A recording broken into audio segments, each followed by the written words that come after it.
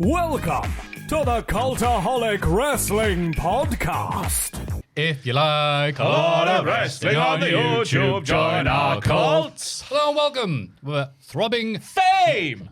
thrilling, exciting, jerk chicken flavored edition of the Cultaholic Wrestling Podcast. He's been wanking on a chicken, Maffew, for his lunch. Let's go. That's why it tasted so nice. Oh, that's disgusting. It's Maffew with that's the... too blue to start off with. Yeah. I don't like that. Joe, why did you tell me to say that? I'm sorry. Shagger Joel. But Joel- Too blue right out the gate. Have you seen the orange cat that lives around the office? No, I haven't. Exactly. Nobody's seen the orange cat apart from Tom Campbell and Tom Campbell alone. Do you remember last week, Matthew? What's that got I to do do. with anything? It's one of Tom's little stories he makes up and we just go along with being real. What, and he's wanking off onto the cat? Yep. We'll start that rumour now. No. We'll get in the Hall of Fame bit anyway. later. But yeah, Tom knows an orange cat that he talks to, but no one else can see. Right, okay, Yeah. that's And nice. you're further confirmation that no one else can see the cat. I've never seen a cat around here. Yeah. Seen a fox around here. Oh, or was it a ginger cat? It could have been a ginger With cat. It little was the same colour. Made at home ears. yeah. And he Fuzzy jumped- duster for a tail. No? Yeah, and it started eating a pigeon. No, it didn't. Oh, hell yeah. Oh.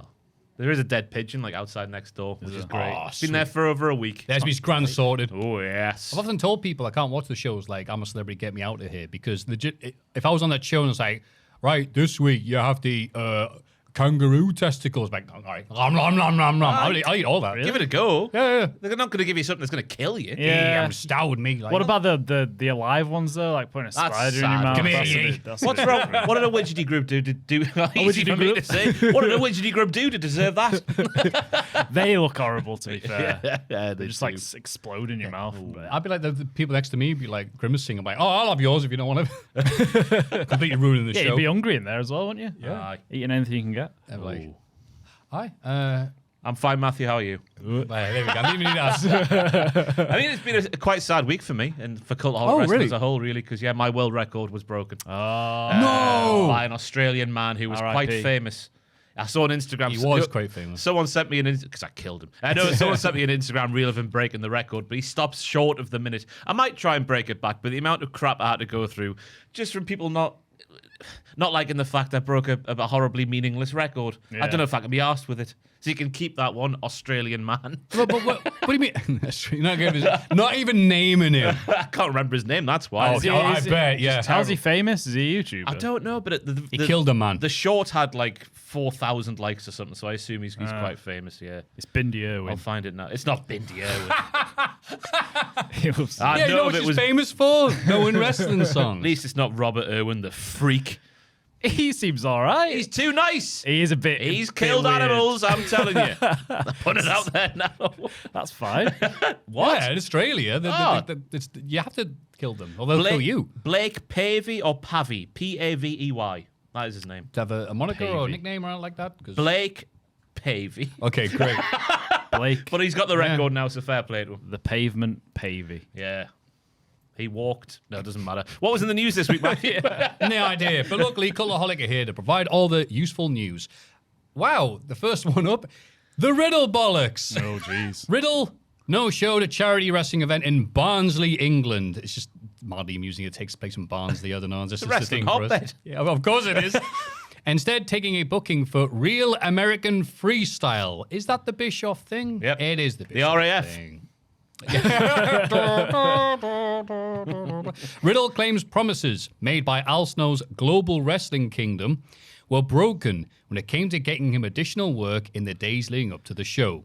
Riddle wasn't willing to, quote, sit in a hotel room in London for 2 days. Yeah, that's it. In the house arrest, mate. Probably not the first time. Riddle also claims the show wasn't made a charity event till just before it happened, I should say. It's been promoted as such since May, so Riddle's a liar. Although the promoter has said it could have been promoted better. Fair enough. Grado replaced him on the show and fought a 7-star classic against Simon Mills. He did. Who wrote these notes? Why is he getting shrapnel there? Oh, It might have been me. No, apparently it was a great match. Grado last Sorry, second, what? Oh, steps okay. in, so up the Grado, up the Miller as well, who was Absolutely. robbed of probably his biggest singles, in terms of a name, his biggest singles match to date in his career, you'd imagine. I think Yeah. he sidestepped some back there, but yeah. Because I thought Riddle was like, oh, it's a case of he said, she shed. Oh my God. On the she He shore. said, There was a shed. she said, until he brought the Me Too movement in with this follow-up, and I was like, well, you've just taking all the credibility away from anything you've said. This wasn't that big a story because it's like I don't even bloody heard of this promotion, if I'm being completely honest, with all the stuff happening, until Riddle went on a very sober rant and just said all the wrong things. Yeah. How dare you book me in a middle seat on a plane? That's the worst one. Also, no meal option on a plane, which I'm like, that can't be right. An Atlantic flight with no meal. Yeah, we got one when we went to America, yeah. Yeah, there's no way. They have to. Yeah. But It's It almost like it he's was a bit that- of a liar It was sometimes. that second tweet, wasn't it, when he just started going, "You effing C's, you're all If he dumb." ended Yeah, I know, like, oh, there's the word. ended with the there we first go. video. I think he's all right. It's just a case of, like, let's work it out. But Yeah. I think the promotion have now said, as we're sat here on Thursday afternoon recording this, he's refunded the deposit and he's going to send them back expenses, so fair play for Riddle for doing that. His missus, Riddle's missus, has shared screenshots of like where they promised him seminar work and whatnot, so he didn't actually get them. So he always telling the truth on that facet of the thing. It's a okay. developing story, so we'll see what happens. I can't wait to see. The word lawsuit's been thrown around, so there's probably a whole load of stuff's already happened by the time this podcast comes out, and we'll be redundant. But we Well, can only that'll be react to fun. stuff that's happening now. Nice, hooray! AJ Lee is coming back 100% confirmed, lol, haha, maybe not. Brian Alvarez for The Observer has reported that CM Punk and AJ Lee versus Seth Rollins and Becky Lynch is planned for WrestlePalooza. Fightful Select also noted it has been heavily implied AJ Lee will be appearing or referenced on Friday's SmackDown in Chicago. Lee's return also may not be a one-off, and we are hoping they can do more with the former Divas champion. Even if she just works WrestlePalooza, though, the company are happy to have the 38-year-old involved again. I'm not That convinced. wasn't the noise I thought you were going to say, but that's Obviously, working. we're sat here a day and a bit before recording this. Is because live a couple of hours before SmackDown. I'm not convinced she is coming back because of the one promo with Rhea Ripley on Raw and CM Punk, where she's like, Becky Lynch. No, I did the wrong thing there. That was a pat on the back sort of console. Yeah, that is confusing Oh. this week. Not a fish slap Hi, in the face. CM Punk. That's how they say hello in Australia. Hello. You asked Brian Pavey, whatever the hell he was called. Bastard. The pavement. Blake I'm asking Pavey. him anything. He's a great guy, world record holder. I wish I was him. Anyway, but I reckon Rhea might be the favourite as we're sat here now. Really? Although all signs are pointing towards an AJ Lee I feel return. like you can't build it up this much. All they the can't. all All the they signs can. point to AJ. You can't just not have her out Who now. is building it up, though? It's not just No, the there's fans been building signs. it up. There's been signs, aren't there? Like Seth saying, "I hate all your family," and there's been AJ chants, and Becky's like, "She's not here."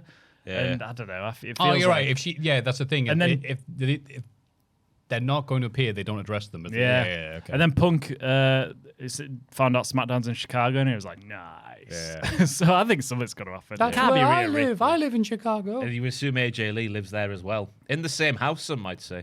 You Others would might think. say not, yeah. You would think. Might have separate houses. I was watching Grand Designs. That's a thing for people. There was a couple building. They'd only been together for 6 months or something, and they were building houses on the same street but not together. Oh, that's being is rough. cautious, that isn't it? I know. Yes. Yeah. Yes. Well yes. done. I'd bet you a tenner that she's coming back. I don't have a tenant to bet. Okay, So- Maffew. No, these never go well for me. See?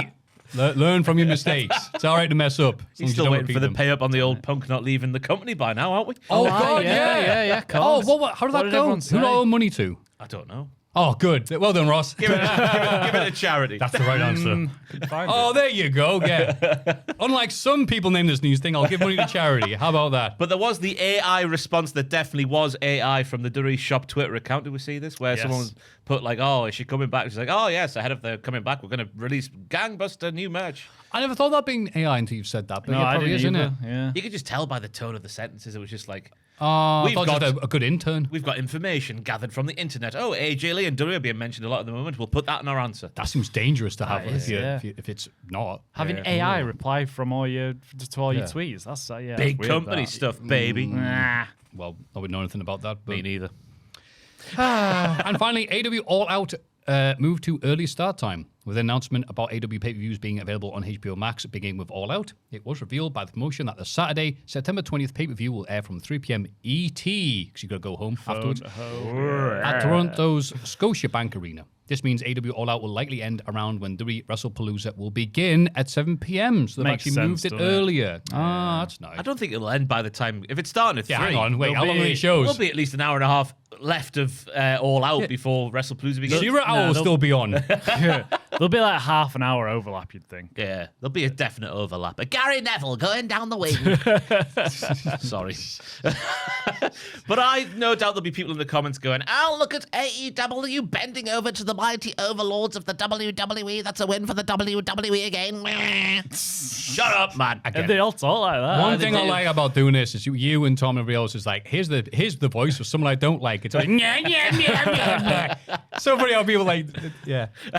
People are saying, I mean, I'm being ambiguous here. I'm taking no sides, but some are saying, It's just been 6 years of the same stuff, and it's not ending, lads. It's not ending. I've had enough. That's why you can't pay attention to anybody online. I know, because yeah. they're all 12 and not real. Do you reckon if you weren't like doing the wrestling content stuff, you would actually watch both shows? If you were just absolutely not. Yeah, exactly. There's I don't not think I enough would time. either. Yeah. It takes so much of a chunk out of your week. You can't do it in your free time. Like I used to watch UFC and well, that's pretty much it, to be honest with you. But now I'm like, whoa, that's way too expensive, and I haven't got enough time in the day to be doing that. So I just watch YouTube channels like MMA On Point or Not Cage Fighting, and I now understand where fans are coming from, where they don't watch wrestling because there's so much bloody of it, and they've got other stuff to be doing, so they just watch shows like us and other YouTube channels. And I now get it and understand it. I'd be happy doing that rather than going on Twitter and just being, what if you talk like that and you had really good opinions? It'd be horrible, wouldn't it? No one ever understands. No one would take you That's seriously. Oscar It's a Wilde shame. talk, but no one talk about it. Yeah. Do you think WWE could add a match to the pre-show?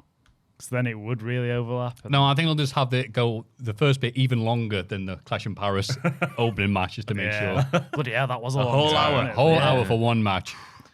That's storytelling, baby. Oh, yeah. Oh, Yeah. yeah. And more stories to come later on the rest of the podcast.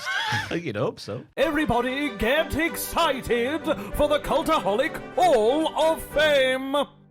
Hall of Fame time. Oh, yeah. The mouse is broke again. A-E-E. These aren't the lyrics of the song. Ooh, ee, ooh, ah, ah, ting, Ting, tang, tang. Ooh, wah, my bing, mouse bang. is broken. No. That was the first version of it. We're all right. We're all good. Techman Joel is back. Yes. Anyway, the results? Can I guess? In fact, I probably know. I mean, yeah. Well, guess who picked what? Well, I'm guessing the orange cat is Tom. Yeah, we gave that one away. Yeah, we did say that earlier. That's a good guess. Okay. I'll do it in order. In condescending order, Ross's midstream poo, 18%. It was like very harsh. No, it wasn't that harsh until you opened your mouth. You made us think that you had like rabbit pellets coming Yeah, it out. was. I guess I did undersell it slightly. It wasn't a tiny, teeny, tiny poo. It was just smaller than normal. Yeah. Yeah. I made it feel like it was like one drop. There was prostates mentioned, Joel. There was dietary information being given out. I was made to feel very insecure at the time. Why? Yeah. Just because it was so small. We were judging his poos. I think I gave the impression it was like rabbit pellets, but it took like 8 to 10 minutes for those to be produced. Yeah. Whereas that was That's fine. It was just a smaller poo than average, but it still took 8 to 10 minutes to come out. Went from bored to concerned very That's a long quickly. time. Yeah. Well, that's fine. Is it a long time though? To be, yeah.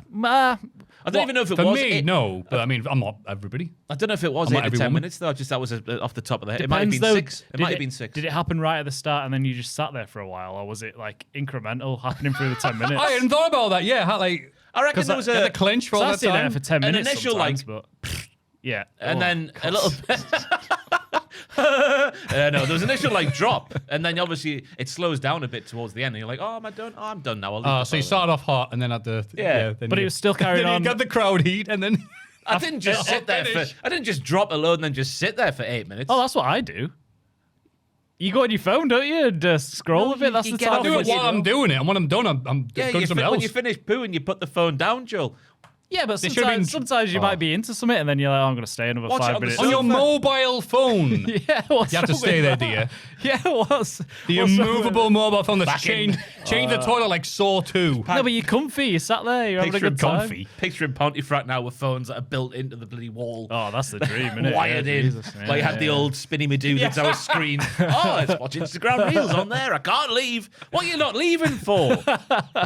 You're just in the middle of something. Sometimes you just sat there. You might as well continue to sit there. Watch it on the sofa. Clean your ass. All right. On the sofa. Like a dog. Anyway, or so a that was cat. Ross, I'm guessing. That was me, yeah. The ginger cat that lives close to the office, apparently, 33%. This is Tom on drugs. Yeah, they don't exist. Tom Yeah, on it's Tom. drugs. What else is new? Tom Ginger on drugs. drugs. I think I compared him to Tom only be able to see the ginger cat like Fred Flintstone, be able to see the great kazoo. Oh, yeah. And realize how old a reference that is and wished I hadn't said it on a podcast. And then number one, very surprisingly, but I'm very happy because I came up with it 2 minutes before I came into the office. Tim Curry, saying, Balls! fantastic, that's really good, that. It was a really good clip. 49%. Lots of people like Tim Curry, nearly laughing as he's shouting from Red Alert 3. I watched it back and it is quite good, that. It's a shame the game is nowhere near as good as that one bit, but oh well, them the breaks. So I won again. Yay! Hall of Fame's back, baby. Again, are you on a streak? A little Maffew streak? My streaks are over. Your streak's I've had a long banner gone. year in 2025. Yeah. But I went for ages for not having any, so the fact I've won twice in 3 weeks is like, yes. I'm treating it as a comeback. I won last week, right? What did you pick last week? Big Jim's Big Jim. Oh, yeah, Big Jim did win. Yeah, but people on the Patreon were like, this is the worst week of Hall of Fame picks we've ever seen. bad. So you can Fair take enough. that victory. Fair enough. You take that victory. Where I got a badge of honor. Okay. So I sent you the video. This is the thing posted by Cultaholic. We're in all the news this week, breaking all the good stories. So here is, let's get that on the screen. Doodle-doodle-doo. Raven! That's so Raven, bless him. Doesn't he look cute and adorable? This is Raven doing a podcast with the Major Brothers. I still call them that because I'm old as out. What, Zack Ryder and Kurt? Yeah, and I like the fact that they're still friends. They started in the business and have carried on in WWE, post WWE, then in WWE again, etc. And now doing podcasts and stuff. They're just happy together. It's nice seeing long-term friends like Edge and Christian, for example, just still at it. That is and nice. it had lovely Raven with a belt he doesn't have anymore, and he's just there talking, and I thought this is a nice moment. Why don't you play it? It's funny. Hopefully you can Wasn't hear there it. a third member in your crew at some point? Yeah, it's Mark. He's right there. He's running the controls. I'm hiding. That's not Mark's No, there. no, another guy. Another guy. Swoggle was like a mascot. Are you talking about Hornswoggle? No, not your. Who was the guy? Edge? No, I'm talking about. There was a guy who did I forget he did all those YouTube videos. He got over and then New York wouldn't push him. That was me.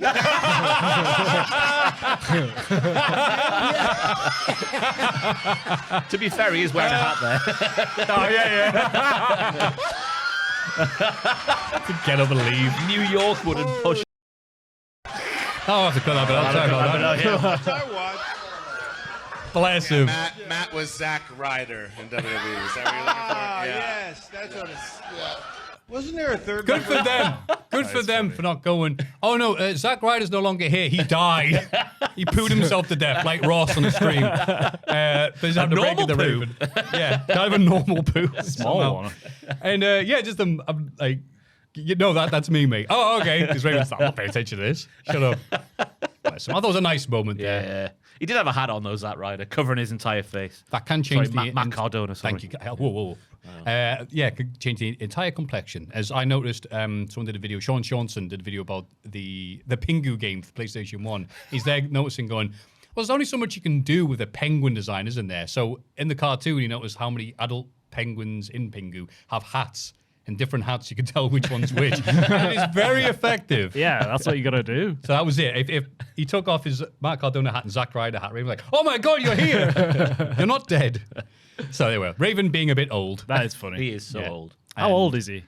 He must be 58. I think hedge a bet maybe, on. I think mean, 60s. He's just said they're going to push him in New York. That's 90. Yeah, the fact that he said push him in New York, bloody hell. He is 60 years old. Is he? Oh, Bloody wow. hell. That's great innings considering all the stuff he did to himself. Yeah. God. Yeah, he looks all right. Well done, mate. Up the Raven. Up the Raven. Go on, Raven. So second place was the Ginger Cat, so that's ye. That's me. I've got a clip of Tony Khan being weird. Have you seen That this? doesn't narrow it down. No. Go on. It's just What's the context? What does that say? This is about to run into the guard so fast. ground so ground. fast. Oh, ground. I'm not sure Ground what as part. This might have been after. I think this is after Dynamite. After This the is in the beatdown. ECW arena, I can tell. And Oh, yeah, okay, yeah. It was this week. Cool. I'm not sure what part of this. I imagine it was at the end, but yeah, it's just a funny little run Okay. he does. Who's he chasing after? Wait, what? Wait, was that it? Yeah, look at his run. People are obsessed with Tony Khan just being him. It's just so funny. I'm sorry, like... His little angry thing. Has anyone put the context in the replies? No, I don't think so. The pies are What's ready. the actual context? No one's replied. I was going to say. I wonder who he's chasing after with a face It's like his that. funny little face. And the run's like the slowest run ever. I reckon he heard word that CM Punk was backstage and he's going to go and sort him out. Hey, I don't mind Tony Khan. I think he's an alright Yeah, guy, I'm but like- it's just stuff like this is really funny. I think some, yeah, on the Twitch stream, people are like, look, if you see Tony Khan this week, he did this. I'm like, It's just a dude existing. Yeah. But he's like a billionaire, so it's fun. son to of a just billionaire. go, But yeah, look at him. he's socially awkward. I'm like, yeah, look at him doing stuff. I'm like, yeah, I'll clown on the rich, fine. But I'm just like, he's not even doing anything. No, it's just a funny face, isn't it? I like his funny faces. Okay. You condescending bitch. Maffew is not approving. No, if he did something daft, I'd be with you. But I'm going to be like, look, he breathed air. What an idiot. When I saw the freeze frame at the start of the clip, Joel, what followed really was a big letdown. Yeah, it's fair enough. Well, to be honest with you, I struggled this week, and then Owen sent me this Just morning. this week? Yeah. You had help. And Owen that was just sent it. me it, and I was like, that's yeah, that'll But do. you know what? You are doing good. Yeah, if you want to win, just Doing good. Tony Khan does something stupid. That's a good one. That's Yeah. probably a good chance people just even without looking at it. So It's not bad. fair enough, mate. What have you got for us, Ross? Yes, to set the scene, we've been doing the quiz videos on the channel 2 weeks ago now. Me and Sam did 2 or 3 back-to-back with Owen. The first one was guess the match stipulation from the people involved in the match. Oh, yeah. The second video we did was just guess the winner of the match. Yeah. So this clip you're about to see happened during the second one we recorded, which was guess the winner of the match. All you had to do I haven't seen was this. name one of 2 wrestlers. Okay, cool. Oh, you'll like this. So Christian versus Cody Rhodes, who wins? Yeah. Cool. Christian versus Cody Rhodes So much fun. at Over the Limit 2012 for the IC strap. That was Properly my blind spot as well. 2012. Of course you No, can. you said that you came back in The 2012 first and on the event last was quiz. 2012. I wasn't watching week to week to week and pay-per-views. You weren't and that. watching- Just catching your Rumbles and your WrestleManias. You like weren't Christian. watching Over the Limit Dipping 2012. my toe back Too busy in. ending uni. This pay-per-view was main I was evented speaking German by on the Cena whiteboard, versus by the way. Laurinaitis. You tell me The you weren't Owen watching that. Mawson. big the- good. John. Yeah. No one He speaks was German. a so great It was it's a not dark bad. time to be a wrestling fan. Yeah. Just name the rest. No, let's just die My Aussie pick here. YouTuber die. How dark a time it was. Okay. 3-2-1. Submission. Oh, mate. Mate. Oh, the quizmaster himself.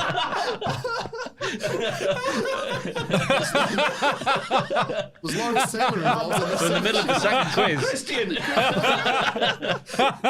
He's only gone and got it right. The red light's on, Ross. I'm not tired at all these days. That's what happens when you batch record stuff. It wasn't, Bless confirm it you. wasn't a submission match either. It was a standard singles match for the IC strap. And Giving away the tricks of the trade there. We might be shooting these back to back this time.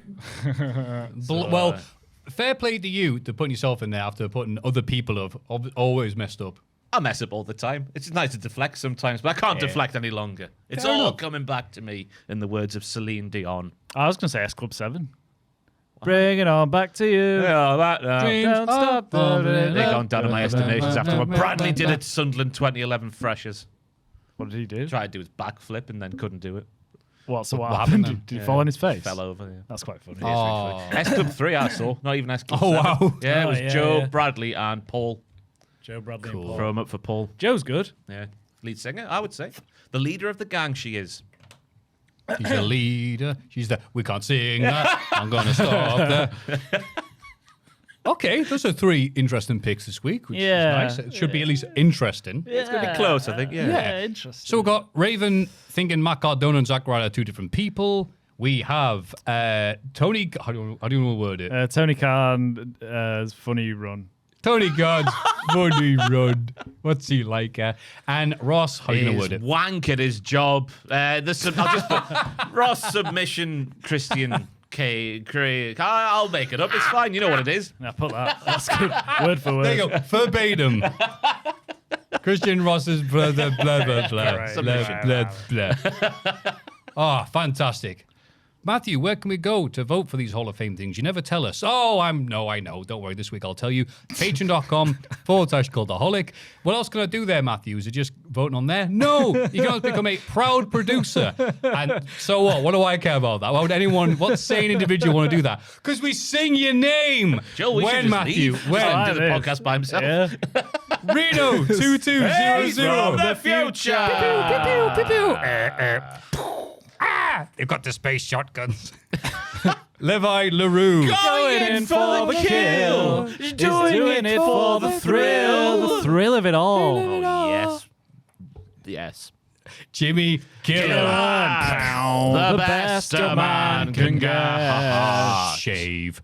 Theo de Havilland. Oh, that's Theo de Havilland. Oh, that's Theo de Havilland. And Nova Chrono. No, no, no, no, no, no, no, no, no, no, no, the Nova Chrono. That's good. That. Probably not pronounced it right, but Seamless. Is that a new one? Aye. I missed last week. yes, yes, Wow. yes, it is. Nova Chrono. I like Yeah. it. Thank you very much. Happy voting. Bye. This week in the wrestling. It's this bloody week in the wrestling. This week in Jesus Christ, Joe. Dirty Sorry. bastard. Oh, What'd you have for lunch, Joel? ham and cheese baguette from Greg's. Oh, from Greg's. I called in at Greg's. So I usually have a smoothie for breakfast that I make, but I didn't have time this morning, so I called in and had a sausage sandwich from Greg's. And while I was there, I had a baguette. Big Jim in a bap. What? Well, yeah. I mean, if you put it like that, then yes. What do you have in your big gyms. smoothie? Oh, I have some granola. Barry White. Sorry. Trying to think. What? I don't know how. Hang on. Yeah, I'm not, Trying to go for I'm like not smooth sure. crooners. Okay, smoothie. Shut up, Ross. Smoothie, right. Oh, yeah, yeah. Leave. Granola, Greek yogurt, some milk, and then just loads of frozen fruit. Whatever I want. Nice. Yeah, it's really Whatever he tasty. wants. I love it. Whatever I does want. whatever you I'm, need. I'm a free man. Doesn't even care, does he? Sometimes berries, sometimes Glass. mango. Yeah. He's a cool dude. Glass makes you hard. Exactly. Ooh. All right, Jungle Boy. But yeah, no, that's cool to hear. What do you have for breakfast? At the moment, bran flakes. After last week, Oh, I've been I'm very happy to hear that. Genuinely. nothing's Get that changed, so I fibre. think it's just my systems. Yeah, Good. Yeah. Good. System refresh. Aye. So yeah, no, it's still the same poos. Wonderful. I had some granola. SmackDown this week. Rather like a smoothie. We start off with John Cena verbally eviscerating Didn't Logan explain Paul. Nah, I had nothing. Carried on. Logan Paul stuff was all proper generic. He's responsible for all the money going to WWE. Blah blah blah blah blah. You're welcome, TKO. WWE's becoming WWMe. It's really inspired stuff. And he says the one wrestler who demonstrates the outdated, institutionalized bit of wrestling is John Cena in the WWE, which I thought was a funny turn of phrase, even though it's probably true. Why do you think it was a funny turn of phrase? Just don't think about Cena when you think of like the traditions of wrestling. He doesn't wear You wrestling. don't? He doesn't wear wrestling No, boots, yeah, I get what you Maffew. mean. He wears Well, like modern, jorts. I mean, he's been the guy for decades. I know he's you the institution, but it's like the institutionalized, outdated wrestling. That's not John. John's still hip hop and happening with the kids. He's older than Raven. Fair enough. I can see where you come from there, even if I disagree. Yeah. Yeah, I thought the same as you. I don't care about Logan Paul. Don't care about Logan Paul. You can't make me. Don't care about Logan Paul. Yeah. I also didn't appreciate Cena again, like he did last week, going, "No, Logan, you're wrong about the things you said." I'm like, yeah, obviously, mate. Yeah. So it reminded me of like Michael Cole's commentary in 03, where someone says, "I didn't do that," and Cole's like, "I think he's lying." I'm like, yeah, cheers. And even as you're not even a top 25 influencer. I read an article. Oh God, shut up. I didn't think that was the dig that Cena thought. It Yeah, was. really. Like, That would have been a dagger to Logan Paul's heart. If but what do I care? Unless it's a literal dagger. it's an unbelievable achievement to be top 25 influencers in the world. It's not like if Cena came into here to me and was like, "You're not in the top 25 influencers in the world list," I'd be like, "Yeah, fair enough, John." You know, it's not like a proper. He's got. I'm not really rich, then I'm not. You're not one of the best okay. people in the world. But I think the point is he would have been at one point, now he's not. His Logan, star is falling. It is would the- have grated on Logan. He's old yeah, news. He's damaged goods, Randy. The only reason he makes the front page now is for the wrong reasons. Lawsuits. Good. Yeah. Good. Coffeezilla, where are you? Yeah. It's felt like another one of those sink or swim promos we've seen, like looking for the rebuttal from Logan Paul. And I thought he just about survived. He didn't Logan. Roman Reigns it or Austin Theory it Yeah. from back in the day. No. He kind of demolished him a bit, Yeah. good Cena, but Logan did all right. He's just really good at being an annoying prick, isn't he? Yeah. But naturally, doesn't it? Yeah, exactly. The best bit His of the French promo- wasn't bad. Poulez-vous que c'est what? Ce soir. Oui, oui.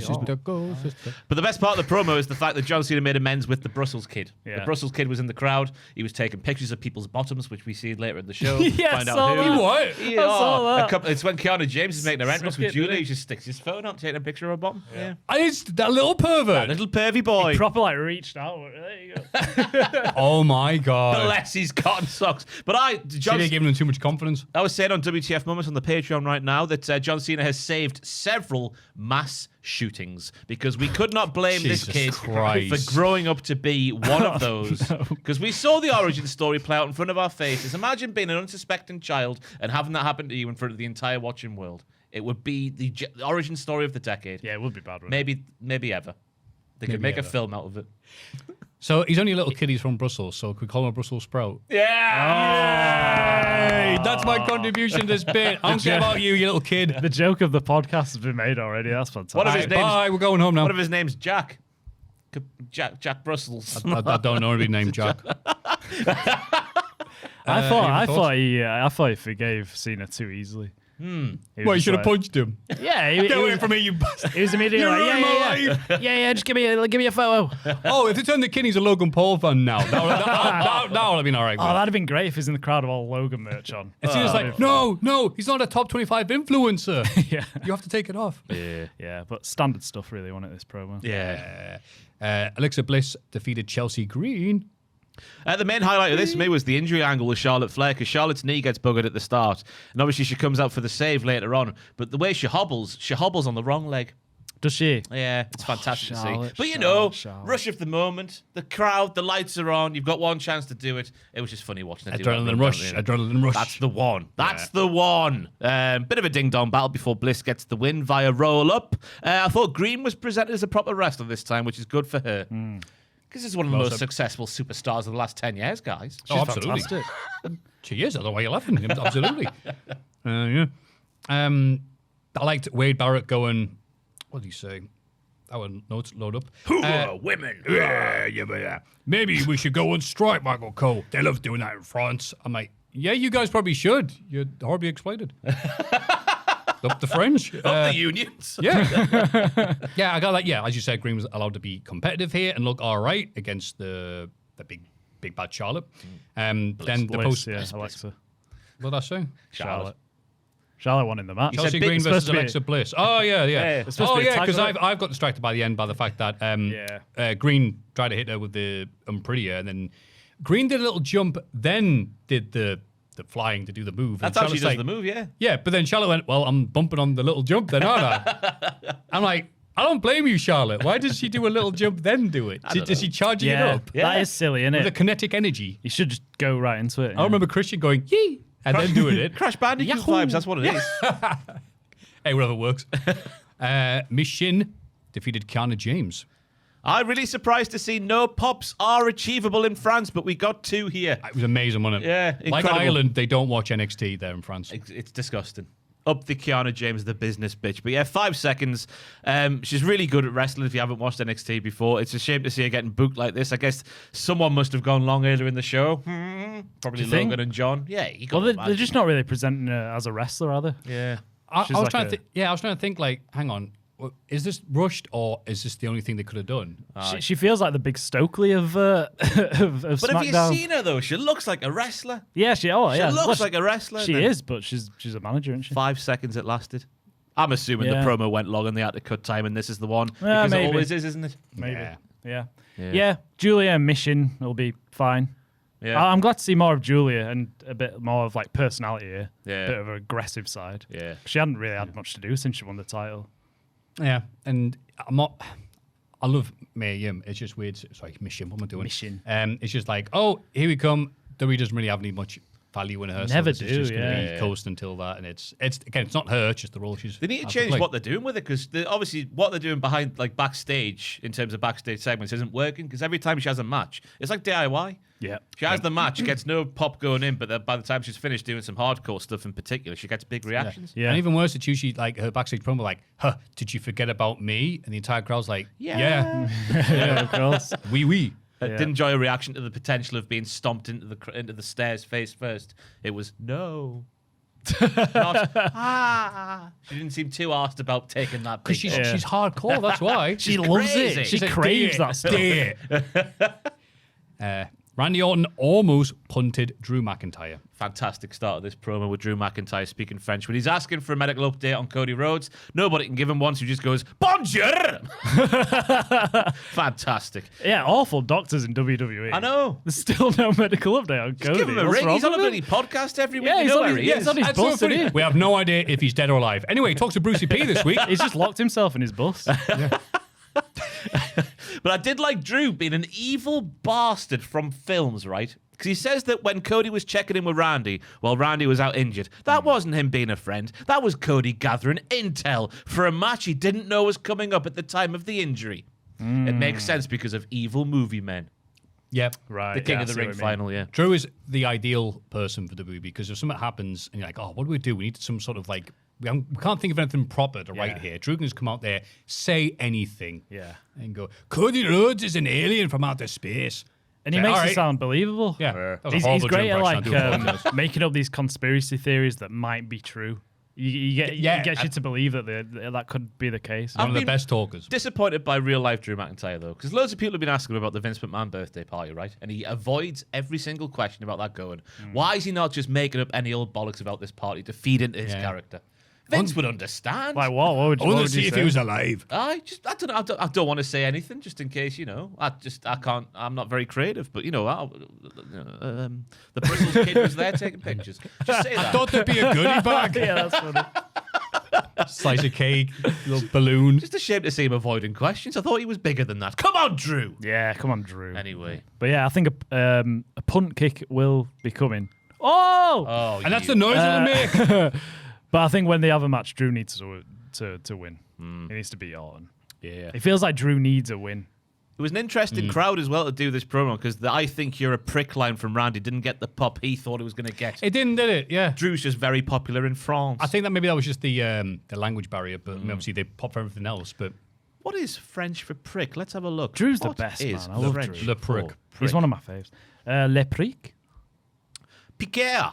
make it say it. Make it say, Let me get the volume on because I'm a professional. Turns the volume off.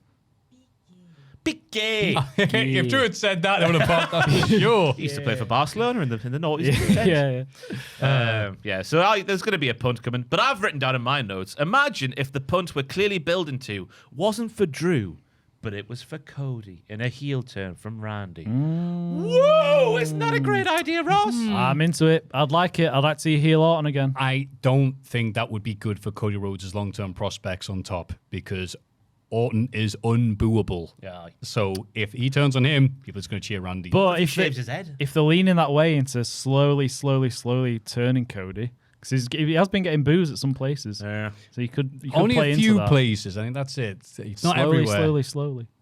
And it's only against the other top faces like Roman. It's who's been just like, ages. it's not we just like you, Cody, but prefer that guy. Yeah, over that's here. true. It's So, been ages since we've seen heel Orton. When was the last time? I was trying to think because he was still getting cheered even when he was a Authority. heel. Yeah, because he was supposed to be heel versus Jeff Hardy, and that people are like, no, we're good, still cheer you, mate. Yeah, of course. You're putting stuff through his Probably right, ears. yeah. So he was faced for Bloody Rollins hell. at WrestleMania 2015. Yeah, 31. 32, he didn't have a match, did he? I don't think he I did. believe he was injured. Yes. 33 was Wyatt. Yep. 34 34 was was the that four-way US? one. All the way for the US, IC. Then, yeah. then he's just in Uber babyface Yeah, territory. he's isn't just- he? Yeah. He's just one of those dudes who's like, that's an amazing run considering. Some people Yeah. just have it, Maffew, you know. Fair play. Well, man, you would know, Ross. I wouldn't know. I'm dead. Stop it. And for example of that, Orton RKOing Hurricane Helms. It was Aw. obviously this older dude who's retired and stuff like that who was wrestling when Randy was in the company. He must for a have long been a time. couple of years older at most. He can't be that much older, but that's why it's weird. They wizened old Hurricane Helms. He's like, and the young, fresh Randy Orton. Like, hang on. But yeah, no, crowd liked it. Yeah. And he took it well. He did, Good aye. lad. Stand back. There's a hurricane There's an RKO flopping coming down through. on the mat. Via RKO. The French crowd. Duh, duh, duh, duh, duh, duh, duh, duh. And then we got the Street Profits defeating Carmelo Hayes and The Miz. Oh. Well, it was nice to see The Miz listening to Mello for a large part of the match, that little bitch, even though he's being a manipulative bastard behind the scenes. Mello gave him plenty of time to shine in the match, which was nice to see, both in terms of offense and selling, I've written down to sound clever when it's a really basic point. Lovely spot with the secret tag from Mello. Tez does the frog splash on Miz, but Mello does a secret one on Tez on the landing. Yeah. So Lovely Tez lands, splashes. and then ba-da-ba. And then those dastardly heels, the Wyatts, who aren't heels but are heels, but aren't heels but are. They provide a distraction for the win, which allows the Profits to win here with a revelation, it's called. It is a revelation that they won. That's the move's name, yeah. Oh, I see what you're going for. Revelation. Is it called Revelation? Yeah. It is the Revelation. You're right. In my notes, it says it. You're right, Ross. You know wrestling. Can I have a You gold should do a star? podcast.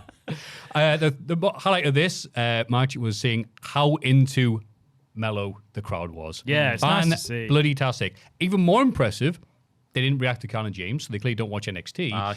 These are people who are just watching SmackDown's Mello. Yeah. They really appreciate that Andre the Giant thing he's got around Oh, yeah. Yeah. Wow, that's Basically weird, makes him isn't it? French, doesn't it, really? Yeah. Yeah, little Andre on. Yeah, so Ireland loves Miz. Let's get that right. Was it Ireland? Yeah. And now France loves Mello. And it's like, great. And he looked lovely here doing the backwards blind leg drop off the top. Oh, he looks Everything like that. lovely. Yeah, he looked like a star that we've been hoping him to be for ages. It'll happen. That he won't be. It'll But, happen. you know, we can hope. We're taking our time. Yeah. Well, it feels like the Mello Miz breakup will be coming sooner rather than later now. Yeah. If they haven't won this, I think it's going to happen sooner. Yeah. That'll push him up, hopefully, after he's beat the Miz. Yeah, I don't know. What do you do with him? He'll be in the US title picture. That's maybe, where he should won't be. he? Yeah. He'll join the Don Callis family with everybody else. Yeah. But yeah, nice fun match here. Yeah. Again, it's crazy even a nice simple match like this can be more enjoyable with a white hot crowd. Yeah. So thank you, France. Up the France. The crowd were good. Yeah, and they made up for the fact that there was a rotten segment before this with R-Truth and Orton and Nick Aldis Oh, God. enjoying, quote, the best whiskey in America, and it's Fireball. Have you had that? I do like it, Oh, but it's awful. best. It not the hurts. I mean, that's not Give that's me a good. hug. That's a sign of a good whiskey. It should fight you on the way down. Give me a honey or an apple Jack Daniels any day for Yeah. a nice smooth drop. Pretty much anything that hasn't got like a flavour in it to begin with. Yeah, agreed. Or honey or apple. I realised what I said then. I am sorry. Yeah. I was nodding and agreeing and also completely disagreeing with my mouth. But at least R-Truth found the right place. He couldn't make it to Dublin because there's a Dublin, Georgia, apparently. That's But at least he right. made it to Paris or Lyon. Where the hell were we? Lyon? Leon, help. Sorry. Yeah. It's instinctive there. Sami Zayn then defeated Solo Sikoa for the United States Championship. Proper Ron Seal, long heelish beatdown from Solo. Then Sammy fights back like only he can, guys. I've written down in my notes. All the bells and the goons as you would expect with Fatu and Jim, with his big Jim running them off. Then you know the multiple Helluva kicks means that Sammy is going to win. Cue the people on the social media going, meh, Sammy Hogan's won again. Oh, He's shut won up. 9 of his last. Wait, don't tell me that the Hogan comparison got I to have Sami seen that. Zayn. He's won 9 of his last 21 matches or something. Yeah. He's the off. He's not at all. It's ridiculous. That's so great. And I didn't see it coming, so it's a good shock for me.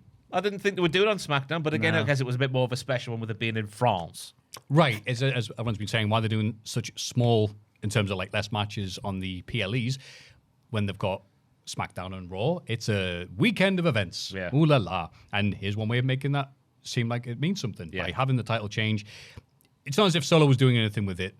That was impressive. Yeah, it was just that Fatu for you. Yeah, wasn't it? and once that's been finished, but surprisingly, Fatu didn't win off Solo. Yeah. Still confused by that. Yeah, but happy to see Sammy do this. It was just weird. Like going, wow, great, Sammy won. And people going, I hate Solo. He's not a good wrestler. I'm like, he's not supposed to be. Do you not like his whole shtick of being a camp fiend? You're not allowed to And be- apparently not everyone likes that, which is You're not allowed to just confusing be a me. character wrestler anymore, are you? You got to be 5-star work rate all the time. Right, Yeah. and I'm very confused by that. So I like to defend guys like Solo going, yeah.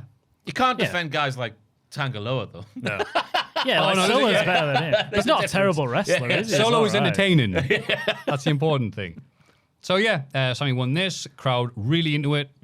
He's Quebecian, is it Quebec, whatever. He's from Quebec. He can speak French, so obviously the crowd really liked that, and it's like Sami Zayn in general. So they were, it made it feel like a really big moment, even though not really. But again, with a lovely crowd like that, up to Europe, Hell Well, yeah. he's I still love you, Solo. Everyone else has abandoned you. Yeah. He's on his way now to be a future Grand Slam champion, isn't he? He's gonna win He the just I'm needs telling the big one, and then that's it. WrestleMania Oh, yeah. next year. So, yeah, that's all you need. I'm Yeah. sticking to it. WrestleMania next year. Simon will win the Nah, world it's title. too soon. He's I such a think great that. dark horse that he could be slotted in It's at any too time. soon. He's been there for 10 years on the main roster, Joe. I'd love him to, but I just don't think in the plans at the minute. I can't see him. I don't know. Maybe. Really nice Fred Perry jacket there as well. Oh, You See yes. that? Oh God. Wow.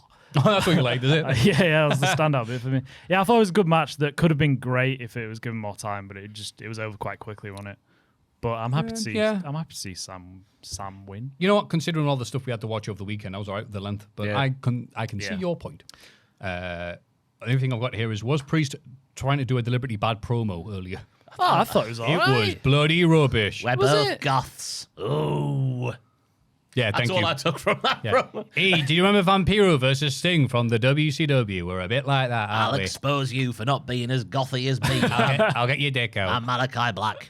Monster Energy on a pole. Oh, yeah. I thought it was fine. It was just standard, wasn't it? Yeah, just But I mean, a Priest is really going down in the rankings. They're not doing much of him. No, not doing much of him, and he's not the stuff he's been given. He's like, dropping all the balls there, mate. Yeah, fair, yeah. The other headline from the show that wasn't in the segments there was Bo Dallas foreshadowing the breakup of the Street Profits by going, Oh, yeah. and then we get to the match. We'll talk about it now. Clash in Paris at the start where they're not getting along. They can't work out who they want to start the match. Yeah. But that was it. And then it was never played on that Wow. I again. think the fact they lost it means the wheels are now in motion for the split up that's been teased for about 5 years at this point. But- yes, any day now. Any day now. But they didn't really lose due to miscommunication, did they? I can't remember now. No, the interference. Because Yeah, it wasn't- like a lot of things. We're just going to skip to that match. Then, we're still in the same place we were a few weeks ago, months ago, even. We were like, so the Wyatt family are very over. Yep. Because they look cool, great entrance, and obviously people love the Wyatt. What are you doing? I'm plugging my laptop in. Oh, no worries. The Wyatt family and everything else like that. And yeah, credit to Bo's amazing impression of his brother. Oh, I would love to see more promos from Bo like that. Yeah. Yeah. Without the gimmicks and VHS tapes and stuff. 'Cause Yeah. I was like the first time in ages, maybe the first time since this run, that he's actually done one without. It's eerie, isn't it, when he does it? Because he messes his hair up. He's got the same, lucid... Right. Not lucid. I've got Oh, we that did it again. Lucid Yay. dreaming. The same loosey-goosey mannerisms. Yeah. But it's good. But the match itself, I thought the Street Profits had a great entrance, right? In Oh, terms yeah, of the yeah. gear. Ooh. The Borderlands gear looked good. My thoughts Oh, no, were- well, that was it, wasn't it? Oh, my yeah, thoughts break out were- the I Borderlands. thought it looked good, me. I thought the... Fair enough. But it's just a sponsor in it. It's Yeah. like when the Viking Raiders dressed up Yeah. that time. Or as Drew McIntyre whatever. came out incredibly bored at doing the Doom Slayer thing because it had Yeah. nothing to do with his match. I think Like, it's as soon as you see him dressed as Borderlands, you're like, they're not winning. They're just an advert. They can't win. I was surprised because I thought, wait, no, they did. Oh, no, wait. You're right. Viking Raiders, they Yeah. lost at Mania and they had the, oh, God, they look bad, the Clash Castle crap thing. Yeah, the cardboard And stuff. who won Mania? Drew or Priest?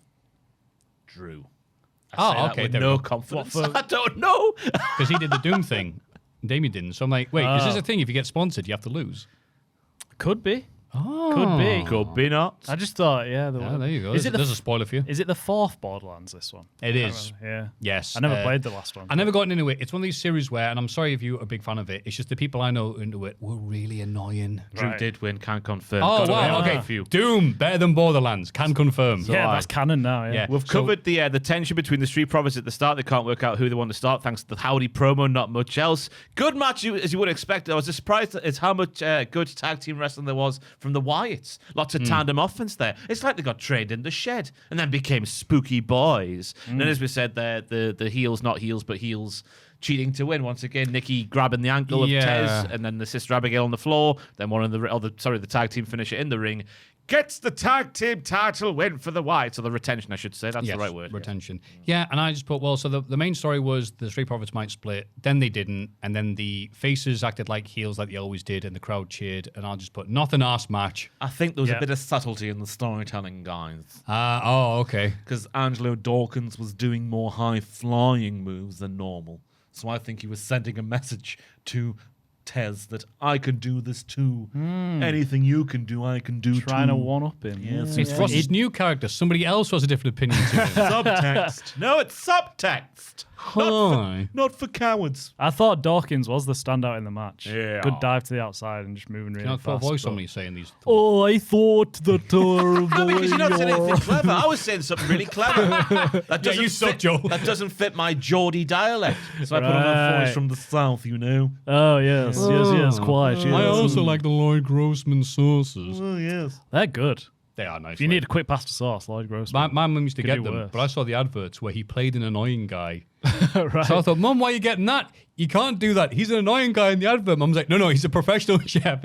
He's I a thought heel. I didn't know. I thought it Is that his real name? Gross Man. Yeah, I think so. He makes sauces. Yeah. I want to eat. really nice sauces. You know how good you have to be to be a chef with the surname Gross Man? I don't- and I people don't- go, yeah, he's great. To be fair, I don't think you have to pronounce it gross man. Yes, you do. Lloyd. Pronounce my name. Lloyd, comma. I come gross from a long man. line of gross men. Yeah, nothing match. There Nothing, was just, no build-up at all, so it was just hard to care about it, wasn't it? But- No, you did not hear. He went backstage. He goes, you guys are going to split up. Ooh. And then they did And for then 2 didn't. seconds at the start, and then never mentioned again. Also, Yeah. Borderlands 4 is out now. Yeah. Anyway, we skipped a match there. Yeah. We did. Let's go back to the first hour of the show. Roman Reigns beats Bronson Reed. Very 1980s, this. Lots of shoulder barges and posing and big plodding power moves, and I was all for it, baby. Big fan of Bronson trying to steal the shoes mid-match because of his new gimmick, which has got into legal troubles or something with the T-shirt. Oh, department. yeah, because you can't put a legally trademarked design Shoe, on, yeah. on a... Yeah, it's an actual shoe brand. Yeah. You could say he was getting too big for his boots. Yay! Yeah. Roman was killed in the post-match beatdown as he's filming Street Fighter, which from Tuesday this week, that's when he started. That's right. He plays Akuma Matata, is how I like to remember That's it. right. Yeah. Yes. Otherwise, I'll forget what the Who name is, in most of the games, not anymore, the final boss. The Secret boss. Yeah, just to kind of link it in, yeah, because he was the...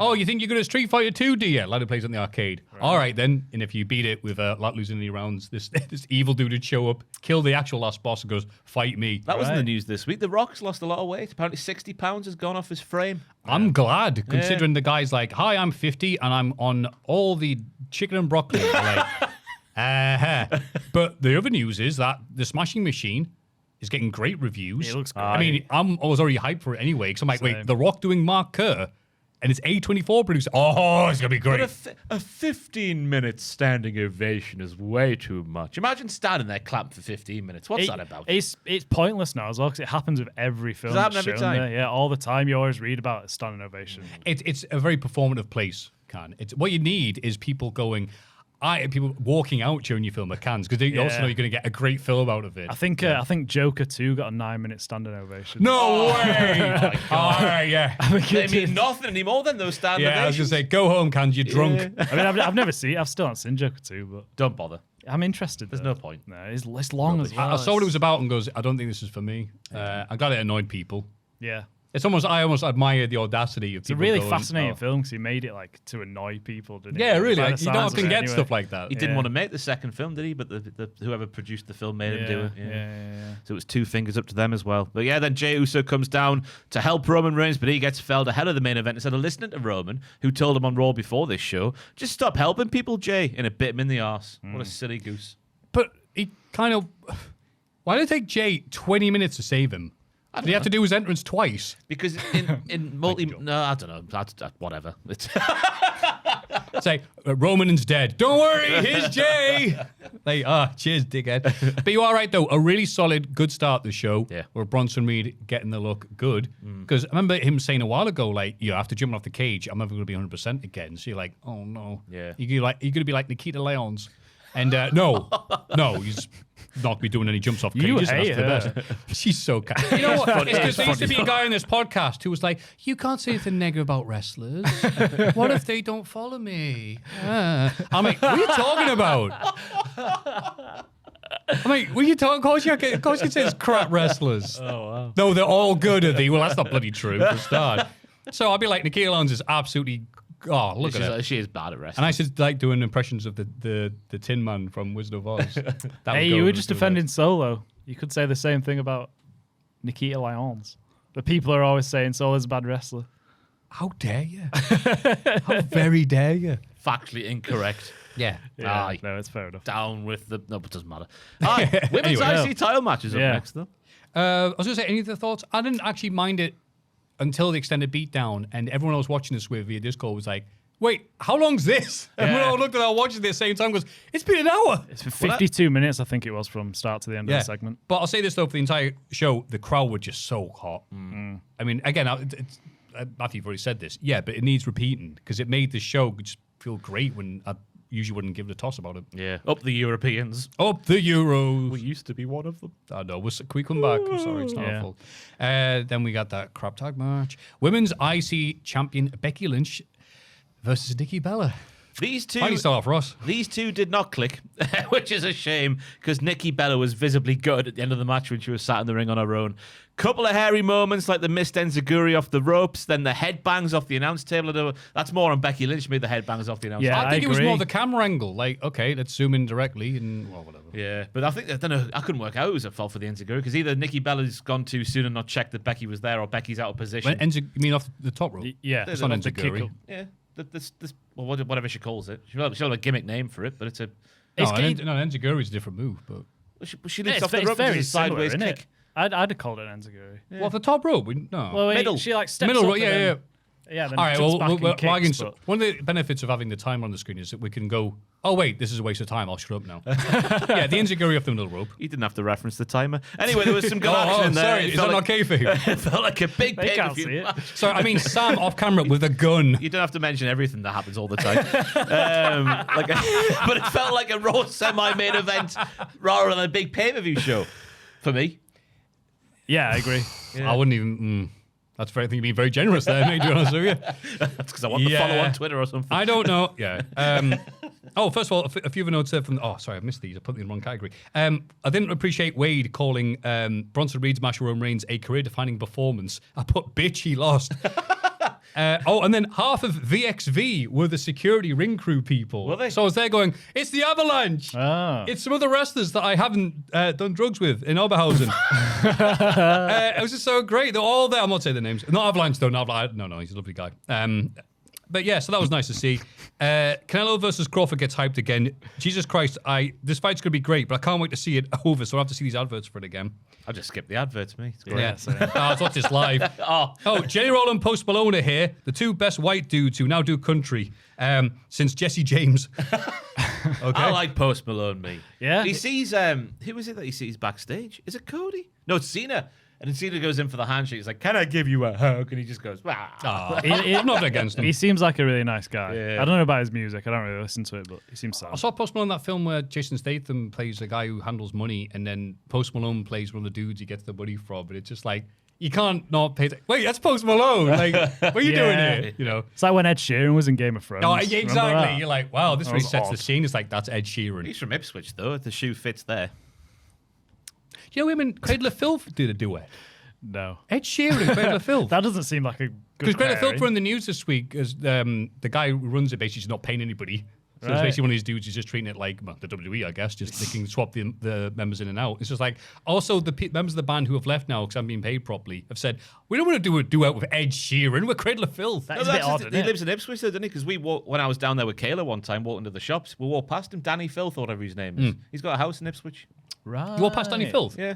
Oh, wow. I didn't know it was him. I think that legally that makes you a part of Cradle of Filth now. Does it? Yeah. And you're going to make this much. I know where he lives in Ipswich if you want to go. Oh, What a hell yeah. name, Danny Filth. I don't know if that's his real name. Cabby is real name. Oh, let's say it is. Danny Enziguri. That's what. Yay! Yeah, this match went on forever.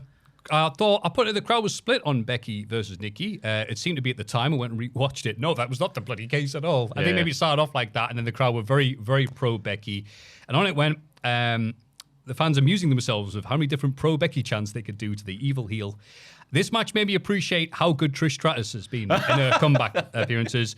It wasn't that Nikki was necessarily bad. It's just the business has passed her by. It's quite a different style. Once again, maybe because of Trish doing so good, I don't understand why they had Nikki go this long if she's not going to be as good as they wanted to be. Yeah. I'm like, so obviously I'm not going to be like, Becky horrible.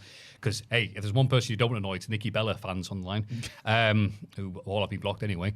But I was just there like, oh God, it just never ended. It would not stop, and the crowd would just not buy it. I know what you're saying, but like Nikki Bella wasn't a bum back in the day. Like 2015, Nikki Bella. Yeah, could hold her 2015. That's what I mean. own. That's right. Maybe I was worded great. that badly. I mean, yeah, she was. But I would never put her the standard of the modern day. Yeah, Now. So I'm not saying she's bad. So I'm like, well, why would you have her go this long anyway? She could have just had a bad day. It happens, doesn't Yeah, it? She it could could have just happen, not been up to it. That's at the end of also the day, true. But we should be yeah, human with these people. Guess get it is your the point, standard these days, the kind of match they were wanting her to have, not Right. what she could have. Yeah. But It yeah, was- Because like, look, Jelly Roll did this a month ago. What's wrong with you? she did better than Jelly Roll, surely. We could say that with full she did confidence. more. Yeah. She did more things. Jelly Roll didn't miss any insecurities. He didn't try them. But I thought the finish was nice as well. Becky making those fancy transitions into the pinfalls part of her arsenal is Yep. a nice touch. Yeah. Nice. And then the other bit was Nikki being put in some sort of chin lock, headlock, I forget what it was, and just big grin on her face. And then Yeah. Becky slapped her. It was rough, wasn't it? But I don't think it was terrible. Like the people online were saying this is the worst thing ever. I don't think just it was a couple I of don't think hare it was- moments, Yeah, wasn't it it? was just Yeah. a bit sloppy and a bit. Yeah, people are like, rough oh my and God, it just- was rubbish from start to finish. You go, no, people always, it's just from my experience, people message me going, everything was bad about this. Goes, no, there were three really bad standout moments. Yeah. The rest of it was all right. It wasn't just falling on a bloody face. It started off hot, and then when Nikki started to dominate and doing like Becky's own moves on it, that was okay. Yeah. But then, just the head table bit was the worst for me. Yeah. It just, I put over like piano noises. Pyong, pyong, pyong, pyong, pyong. Nice. But yeah, thanks for making Cena versus Cody at WrestleMania look good. Rusev then defeated Sheamus in a good old-fashioned Donnybrook match, and I was very confused as to why they couldn't think of anything French here. Like, I don't know, the riot. No, that's a bit on the nose, isn't it? Right. Yeah. The good old traditional French riot. The good old match. revolution match. Yeah, Yeah. the Bastille Day. Oh yeah, you know what? Because it sounds crap. That's why they did it. Terrible band. What did you? Bastille. Do you know Horrible. they got that one good song? I hate them, me. Oh I really? don't really They know. ruined the Ashes series of 2013 with that song. Hey, hey, oh, hey, oh. Stop it. I don't think I know him other than that song. Yeah. Good. Yeah. Yeah, you know what? I say it's an alright song. I've not like gone. Oh, I wonder what else they've done. Yeah, they're not for me. I What bet did you think of it? Oh, sorry. I was going to say, I bet Jill was hard watching this match Why? because there was two real men. Oh, it's a bit of rough real and men. tumble, eh? Oh, bloody hell. There's the line. Real proper men, yeah. Yeah, I thought it was great. They wasted no time getting straight into the carnage on the outside, setting up the tables and getting the kendo sticks out. Rusev did not like whatever the crowd was chanting. He started covering his ears. Rusev What- Day. Is that what they were saying? I could not figure it out. So the strong accent, and now we want to talk. I was like, what are they doing? Oh, That's a good way of going, like, I like nah, that. I I don't like care. he's covering his I don't ears. need your help. Yeah, nice. Big running knee from Sheamus. Then 10 beats of the bordering of the ring area. And what did that sound like? Un, deux, Trois, quatre, cinq, six, sept, huit, neuf. 10. 11, 12, Deux, 13, treize, 14, they kept going and going, 16, 17, 18, 19, 20. Van. The, 21, 22. Go on. Nah. I said the prime bottle should not be on the bar on the outside because no bar has ever served I was prime going to say, before. if you go to a bar and they've got prime bottle, you can do it 180 Get a and bottle leave. of J2O that out did instead. not belong there. Yeah, That would be a proper bar. Get one in Yes. for Owen. I yeah. was worried for Sheamus when he took that bump through that Same. bar, though, because the side bit didn't go, did it? Well, It really was needed just to getting be- scrunched up. It needed to be like exactly placed Yeah, in it. 'Cause if he yeah. hit the sides, then it could have been bad. But he did well. And then the fantastic spot on top of the barrels, Sheamus doing the white noise through the tables. Yes. Great. Yeah, Move of the great. week. Is it? Gotta be, hasn't it, this week? Oh, baby.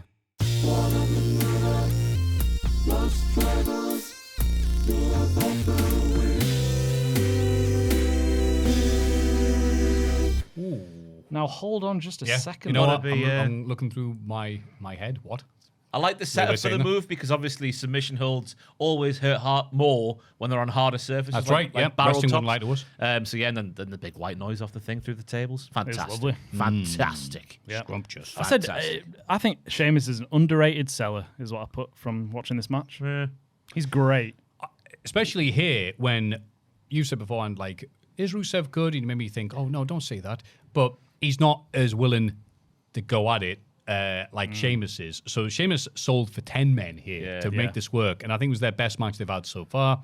And I was wanting Sheamus, I was really getting into it. Like, come on, Sheamus, beat him. Beat that evil bastard. Yeah. And yeah, the highlight, apart from Wade not being able to use the cough button, just belching during the entrance, and Cole going, "Are you all right?" He goes, "I'm sorry, they hit the table earlier. I couldn't hit the thing." And Make Cole him goes, say, the last noise you make before you die. And apart from that, the highlight was the fact that Sheamus was made. What was it? He wasn't knocked out. He was just he tapped fell out. unconscious. Did he tap? Oh, I think he tapped, yeah. No, I thought he just rolled the unconscious. accolade, they got wrenched back after the shillelagh shot. Yeah, bollocks, he did tapped, didn't he? I think he tapped, yeah. It was like a alternate accolade. Yeah. No. He is forced to tap. My God, we My all watching this God. live. We all watch this live. Thought that he just passed unconscious like Austin at WrestleMania 13. Right. Okay, we tapped from. But still, the fact that he made him look this good, I'm very happy with. Oh, yeah. But Great I match. still want Sheamus to beat him again. He won't now. The feud's Nah, over. Rusev's won this feud. Rusev's now. off to the world. No, maybe not. The bit before the world title picture, baby. Losing to Sami Zayn. Probably. Oh, wait, or whatever. No one cares about the roster divide anyway. And then we get to John Cena versus Logan Paul. Or is it John Cena, lads? Because I go don't know if on. you saw his underwear. Back to the Future has told me if your name is on your underwear, that is your name. And John Cena was wearing Calvin Klein was wearing Calvin Klein underwear. Therefore, John Cena's actually been called Calvin Klein. We didn't know this all this time. Wow. Up the Back to the Future. Hey. I've I'm really gone happy that you're in the Back to the Future, this run you're on. I've Have you gone seen the off- third one yet? Not yet, no. Oh, it's on the It's list. good. It's on the list. It's a good It's worth the time. watch. Don't listen to people saying it's not that Yeah, good. It's not it's a good as time. good, but that doesn't mean it's not bad. But I've gone off Logan Whatever. Paul's wrestling me. Yes, go on. Always impressed with the athleticism he showed, but this match me really hammered home that he literally just goes through, I've got to be here for that one. Then, no matter what happens, the tornado could hit the ring, but I've got to be over here for that one. But then a shark could fall from the sky and break the ring, but I've still got to be here for point C. That was really hammered home for this one in this match. I totally agree. Yeah. That's what I love noticed you, as well. Ross. Thank you. It's taken me too long to realize this, but I'm there now. Yeah. Don't care about this man. And it was obviously the heat. Again, one more time, Matthew. Good heat. Match good. A lot more tolerable because they were just all out with this. Yeah. Like Yeah. a fat lass on chips, as my dad says. How dare you? He loves saying that. But yeah. nice to see Cena paying homage to the people from his past, like Corbin doing the end of days. Daniels trained him and Trained him. Samoa Joe for a period of time. Yeah. Very early in the career. And UP-Dub. Yeah. Wait, no, even maybe before that. Something Anyway, like that, just yeah. That's why I did the Angels Wings. He did the old Alan AJ Styles clash. That was- What the hell have I just said there? The old Alan AJ Styles. It makes sense. It's AJ Styles clash. Yes. So yeah, Yeah. you don't want to say the same thing twice. But long match. It was all right, but that Logan style, whatever style of wrestling that is, well, just not very. It's not even a style of wrestling, is it? It's just choreography. Yeah, Well it's said, just yeah. just a lot of fun, flippy moves, but there's not much to it. I was surprised reading online afterwards that people absolutely love this match. I'm the same as you, I'm like, I was like, I wasn't Really? really, I wasn't Is this- really into it. I It was guess fine. If you don't watch anything else other than WWE, maybe it's just like cinema.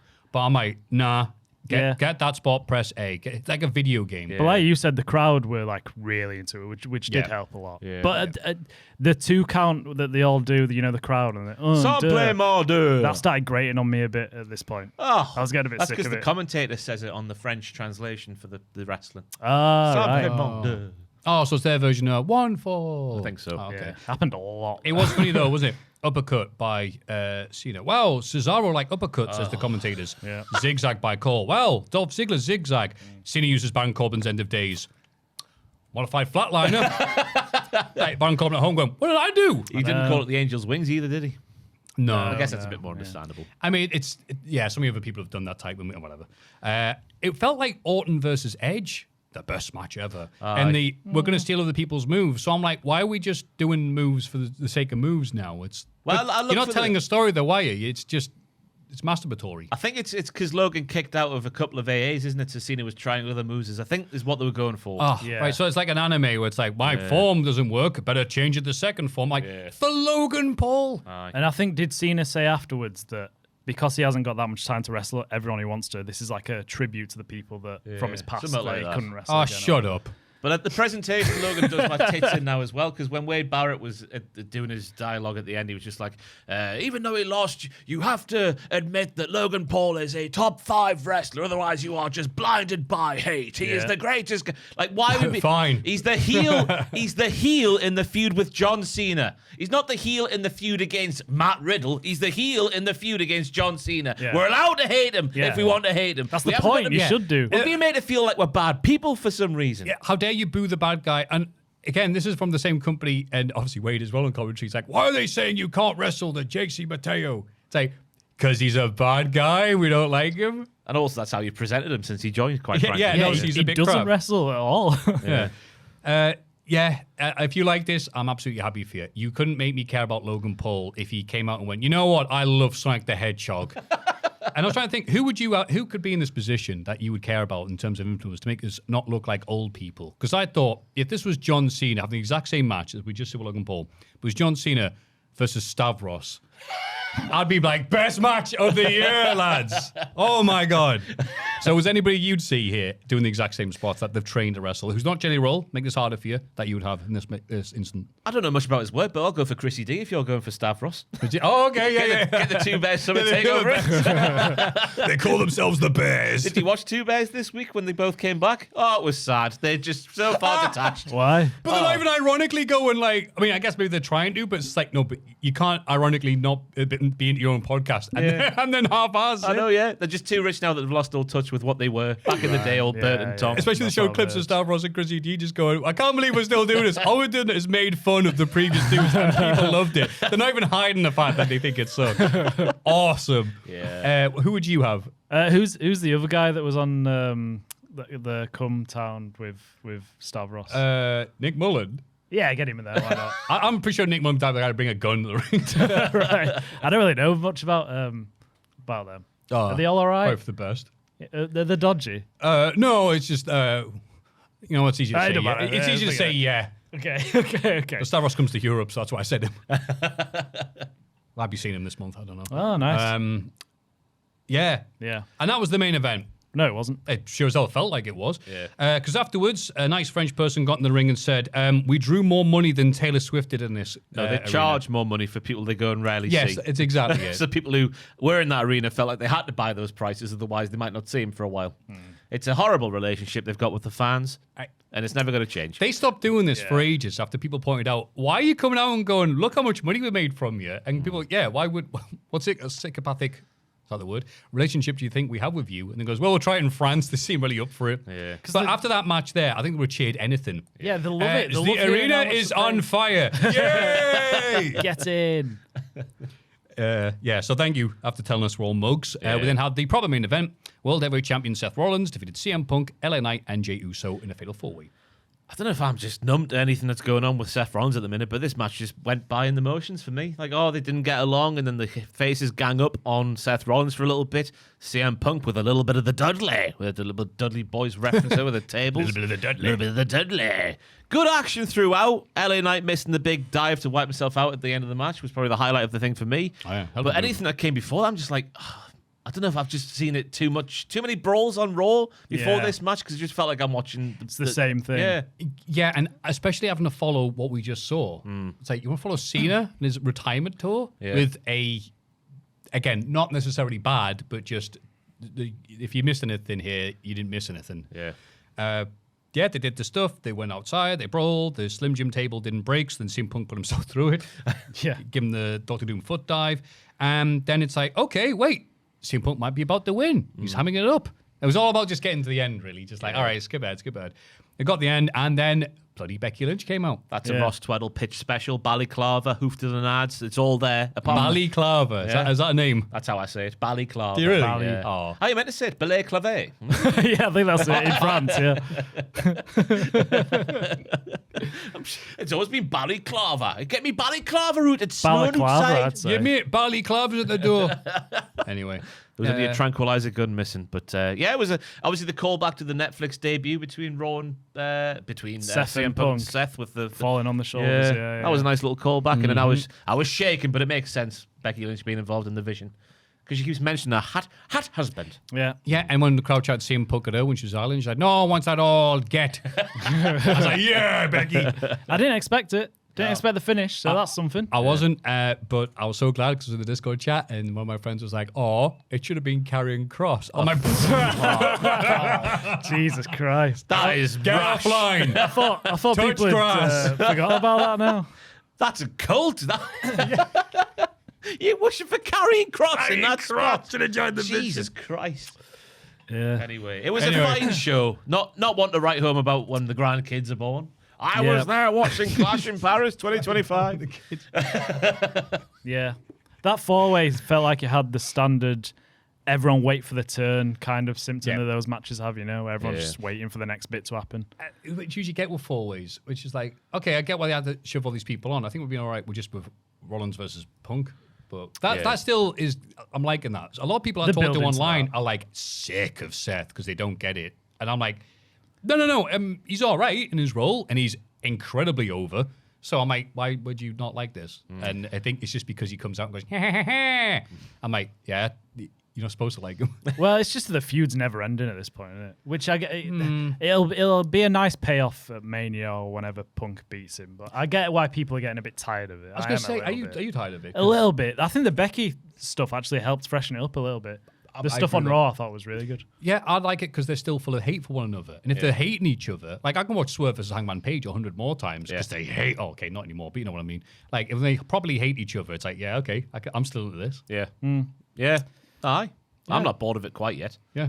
Yeah. Give it a week. I'm resigned to it being the WrestleMania main event, so I'm strapped in for the long time. Or one of the main events, obviously. Of course, yes. WWE Raw. Main event, Jey Uso and LA Knight accept a tag team challenge from the Visions, Bronson Reed and Bron Breakker following WWE Clash in Paris for the main event. LA Knight promo was great. Jey Uso's was fine with him mentioning Roman's advice not to help people and that bit him in the arse for his match at Clash in Paris. Outside of that, it was all generic and boring and paint by numbers. That's all I've got to say about the other segment. It's just the same thing again and every Raw. It's one of these things that remind you why some people just watch the highlights or whatever. It's just like, what, you don't see the exact same intro and the exact same setup for the exact same match? Oh, we're going to get there. Also, it needs to be said, it was $30,000 at the arena they did Clash in Paris. Yeah. And then they were in Paris again for Monday Night Raw for $20,000. Bloody hell. I mean, it's like, this is why they're doing this format. It's working very well for them. Yeah. And also another thing we've got to say is how nice the setup looked for the Clash in Paris show with a giant Eiffel Tower. It's just nice to see something different, isn't it? You never see that these days. Yeah. They should do it more often for location-based things or things relating to the pay-per-view. Yeah. I know it was still just screens that made the Eiffel Tower, but it fooled me when I first looked at it. Yeah. It was cool. I'm with you. Just rearrange your screens in a different formation, everybody. Yeah. You tight gets. You bastards. Never liked you. I liked LA Knight in this promo. His reasoning for being pissed off at Jey and going step by step through the match in Paris and saying how Jey got in the way of ending Seth's reign. And he was like, I could have won, but it's better than Seth winning.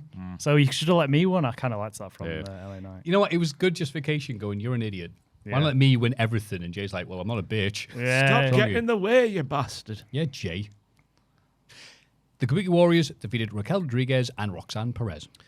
The Kabuki Warriors don't watch the show. They're all right with Io, but they didn't see what Io and Rhea were actually saying to each other last week. Therefore, ask her. She could save herself a load of nonsense just by watching last week's show and understanding what was actually said between Rhea and Io, but she's not doing it. Raquel worked big again, not rolling around with Asuka, especially at the start of the match, up for Kevin Nash. Kyrie and Roxanne worked really well together, written down. Liquid stuff from the pair of them, and then they did a Hurricane Rana with some struggly bits, which means they clearly were wrestling like this was a shoot and not a dance routine.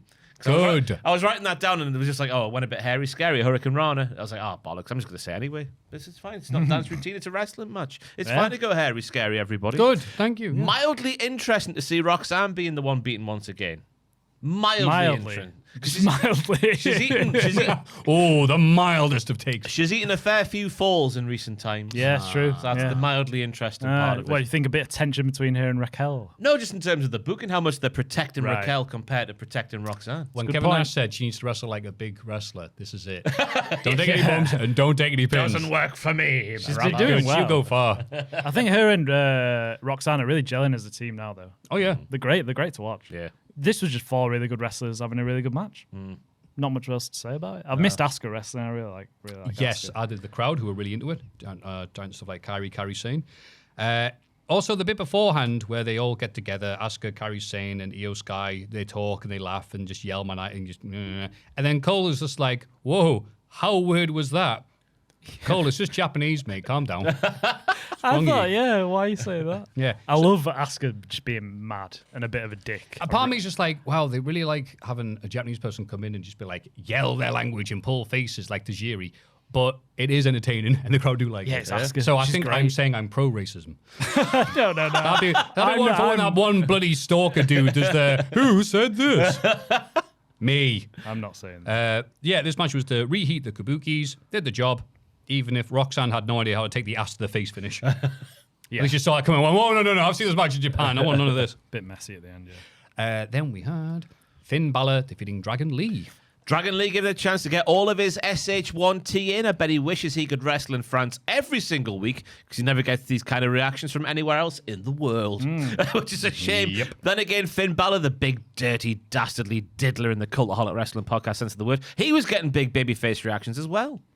Maybe if I've written down, they might even cheer Jeffrey Dahmer if he appeared on the show. They're that crazy. Nice finish with Finn tied up in the ropes, pull on the mask tail. Because obviously Dragon's got dragon tail. The tail of the mask. Yeah. Where the Pulled them dragons off the fire rope. rain, yeah. Set up the coup de grace. You pull the tail and the brief's fire. You know, Yeah, we've all been there. That's how it works. But it was a nice match. Nice showcase for the pair of them. Nice showcase for Lee, especially. Yeah. I think we forget how good he is sometimes because Yeah. he's not really showcased very much, is he? He's kind of in the background a lot. It was a good match. I just wasn't sure what the point of it was, really. Yeah. Are we building Finn up to challenge Dom for the IC belt? I think so. Yeah. Yeah. I'd We're like that. very, very slowly building up to that. I think that might be a Mania thing, as Yeah. you're saying, because Yeah. it's been slow cooking for a while. It's Oh, going to yeah. be delicious when it comes out. Bray's Oh. beef is brilliant. I made some That's what pulled Savoury pork. wins. Especially from This Bray weekend. County, Wicklow Island. We stopped doing accurate impressions, Ross. People don't like it.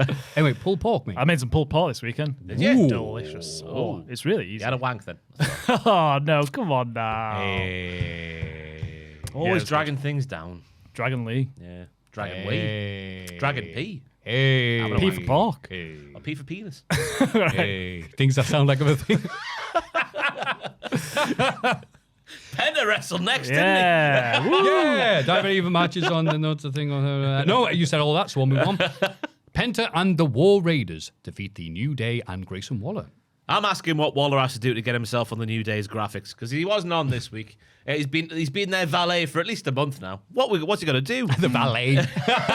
He's a proper member of the team. How dare you say He that? parks the car and everything. The Vikings got to do all of their things. Penta got to do all of his things. The New Day were largely punching bags in this match, which I thought was mildly interesting once again. Mildly interesting. They did mount a bit of a comeback later in the match, but it really was just easy for the faces to win, which means that New Day and Large G are in the mud. Yep. The assisted Mexican destroyer for the win was smooth. That was nice. Like Barry White Yeah. and other things I mentioned earlier There you on. go. Yes. Like my smoothie. Yes. Yeah. Yeah, it was a fun match, but ultimately it's not building to anything. I felt this Raw had quite a house showy feeling to it. There wasn't much point to any of it. I guess with the tour in Europe, there's just like, whoa, they're here. The people from TV are here. And that's enough. It wasn't bad, but I kind of just zoned out a bit. To be honest. So, yep, this is cool. This is nice. They're nice, cool. Ba ba ba. Yeah. I think a big part of it was they didn't appear on Clash in Paris. Let's get them on the card for Raw so we can get people. Yeah. And it's nice to see New Day and Penta, but there's just no story of substance at all really, is for there? either of I them. do so- enjoy the New Day just being silly billies So do with I. Grayson Waller and treating like dirt. And they got a segment later on, a little video package, which In I the thought was church. weird that it aired after their match. You thought Yeah. beforehand would have been, whatever, I'm not Raw. Might have been during an advert kind of thing, though. I think it was. Because I guess the story is they're trying to get the Mexican Destroyer banned, but I don't think that was mentioned this week.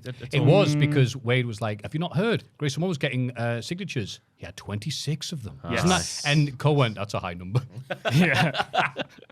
It was good. So, yeah, it's good. It's all right stuff. I'm just waiting to see it get better. So. Then Dominic Mysterio defeated AJ Styles in an IC title match, just so we can get the amazing moment of AJ Styles coming out for the Phenomena.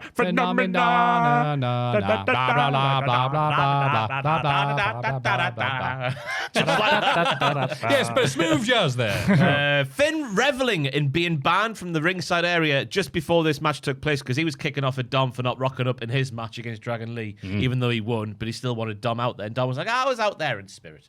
Then Finn got banned by Pierce, and he's like, I'll be out there in spirit, Dom. He was loving it, wasn't he? The little was, smirk on his face. What a Be there in spirit, like Fireball Whiskey, the best whiskey in America. But I thought Dom, it really shone in this match how slick he's getting at the yeah. moves in wrestling, which obviously not in the similar way of Logan Paul just doing move A, then move B, then move C. In a match with AJ Styles, you've got to make them link together and do the little bits in between the moves that set up the move that's come. It's like a game of snooker. You're two shots ahead. Nice. And he's really getting smooth. I've written down, voulez-vous cacher moi ce soir? Oh, God, you have actually typed that as well. Voulez-vous cacher moi ce soir? I was doing this in a bit of a rush, I can't lie to you. But yes. And what does that mean? I don't know. I think I'm trying to do the old voulez-vous coucher avec moi ce soir? Yeah. We get that. But Come over to my bedroom, so have a and have a nut. Yeah, have a what kind of nut? Yeah. But Alan, he lost his ring generalship for me during this match. With the Styles Clash spot where he grabs Dom. So Dom hooks his arm on the rope. Alan grabs his arm and then wrenches him back too far with the near leg, so the far leg can hit the rope. He's lost his ring generalship there for me, AJ Styles. He'll never recover from that. Never recover. Oh, he's dead to me. He deserved the Grande Americano shoot attack with the metal face that came later on. You know, I was really tickled by this match and how it was put together, and just how, as you said, how improved Dom is able to hang with AJ Styles, and also just the idea El Grande Americano showing up to do his woohoo, I'm going to load up my mask and make him cry like none. And I'm like, I can't believe this 1979 gimmick is over like hell. Yeah. But Ludwig's he's changing it a bit, because it was just like when Chad was doing it. I guess obviously by design it was just like stereotypical luchador. Let's laugh at the traditions, ha ha ha ha, and get heat. Whereas Ludwig, when he's doing it out there, I know it's not really the case when he was getting the metal mask on here, but backstage segments, you think he's trying to be like El Santo or someone like that. Trying to think he's the greatest luchador of all time. Yeah. And who are you to doubt him? We saw those AI generated images in the streets with the people with 6 hands. Almost as good as El Dandy. Oh, whoa. That's the same things we can't take back. So it was good here. And I actually thought this would be AJ Styles' time to win, because he's insanely over because of that little song in France. And, of course, that incredible atmosphere at Cody versus AJ a few years ago. AJ Styles' time to win. And then commentary, they went, well, Dom will be going to Triple Mania, because there's one every week, apparently, to go for the title. I'm like, oh, he's not losing. Okay. Why did you tell me that? I know. I don't know why you told me that, so you know the bloody show's happening. But Well, wait till after the match. Yeah. Oh, by the way, Dom's right now. Like, come on now. Yeah, really good. These two work really well together. Dom, I said Dom's one of the highlights of Raw at the minute. He's really entertaining and great in the ring. And then El Grande and Dom, I think, they're a fun partnership, aren't they? I love the silly intrigued to see bollocks where it from goes. them. Yeah, like it. Good. I thought AJ would win as well, but Yeah. I'm happy with Dom keeping the belt. Will they have a rematch, though, because the shenanigans at the end? Oh, you bet your bottom arse, Joe. But they've had so many matches now, it just needs to end. Again, the treadmill of WWE matches, like, it's just to set up another match at the other place at the other time. Becky Lynch then delivered multiple slaps to CM Punk of like Honda. Punk informed Lynch that Seth Rollins will regret cashing on him, and that the man will regret putting her hands on him. And then there's a segment with Rhea Ripley not soon after.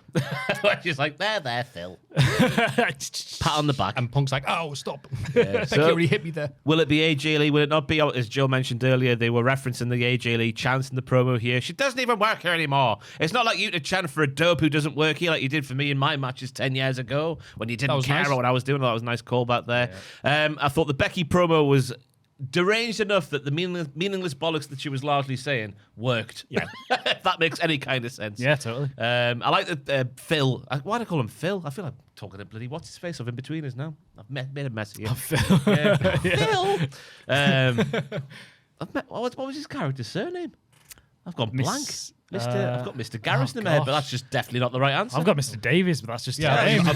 Whatever it was. Oh, by the way, have you seen that? What's his name? God, it's been ages since I've seen it. Oh, I'm going to buy some alcohol here and some crisps for my friends. That guy. Yeah. He's been cast in the new Star Wars film. The picture they used. Yeah. Which is in between his headshot. All right.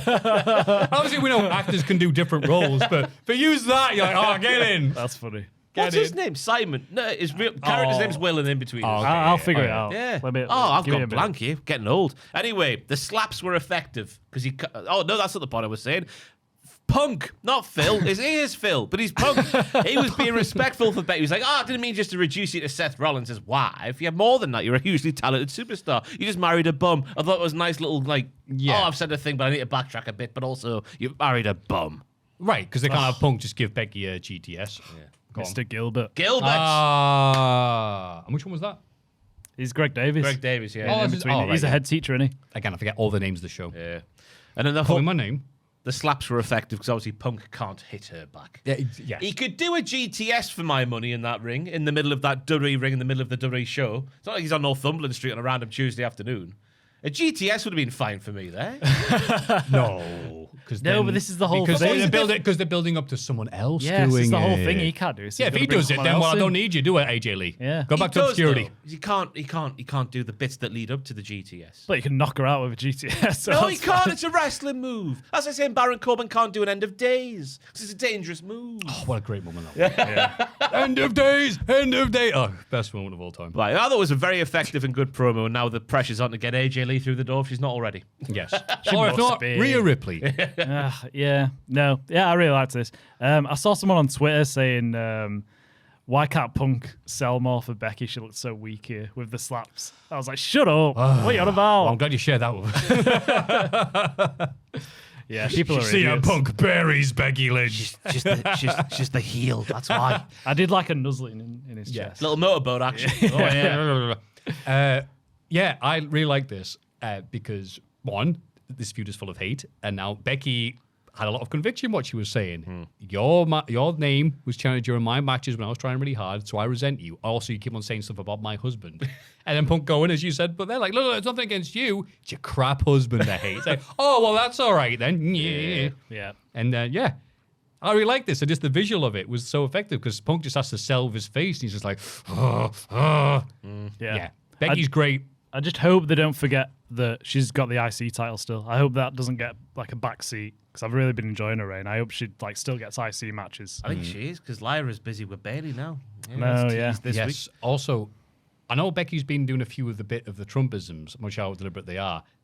Punk did one as well, didn't Did he? he? He was like, lots of people are saying. I wasn't sure. Are you doing it to mock Becky or not? Like, how far we got? Maybe it's I didn't know. looking at too much.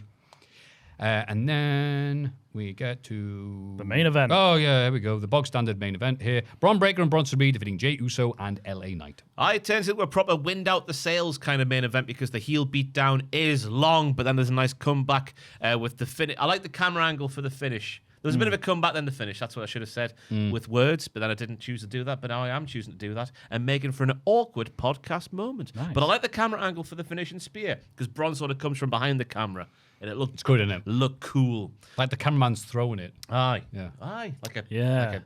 boomerang that didn't come back, which is called a frisbee. Could go with anything you can throw on.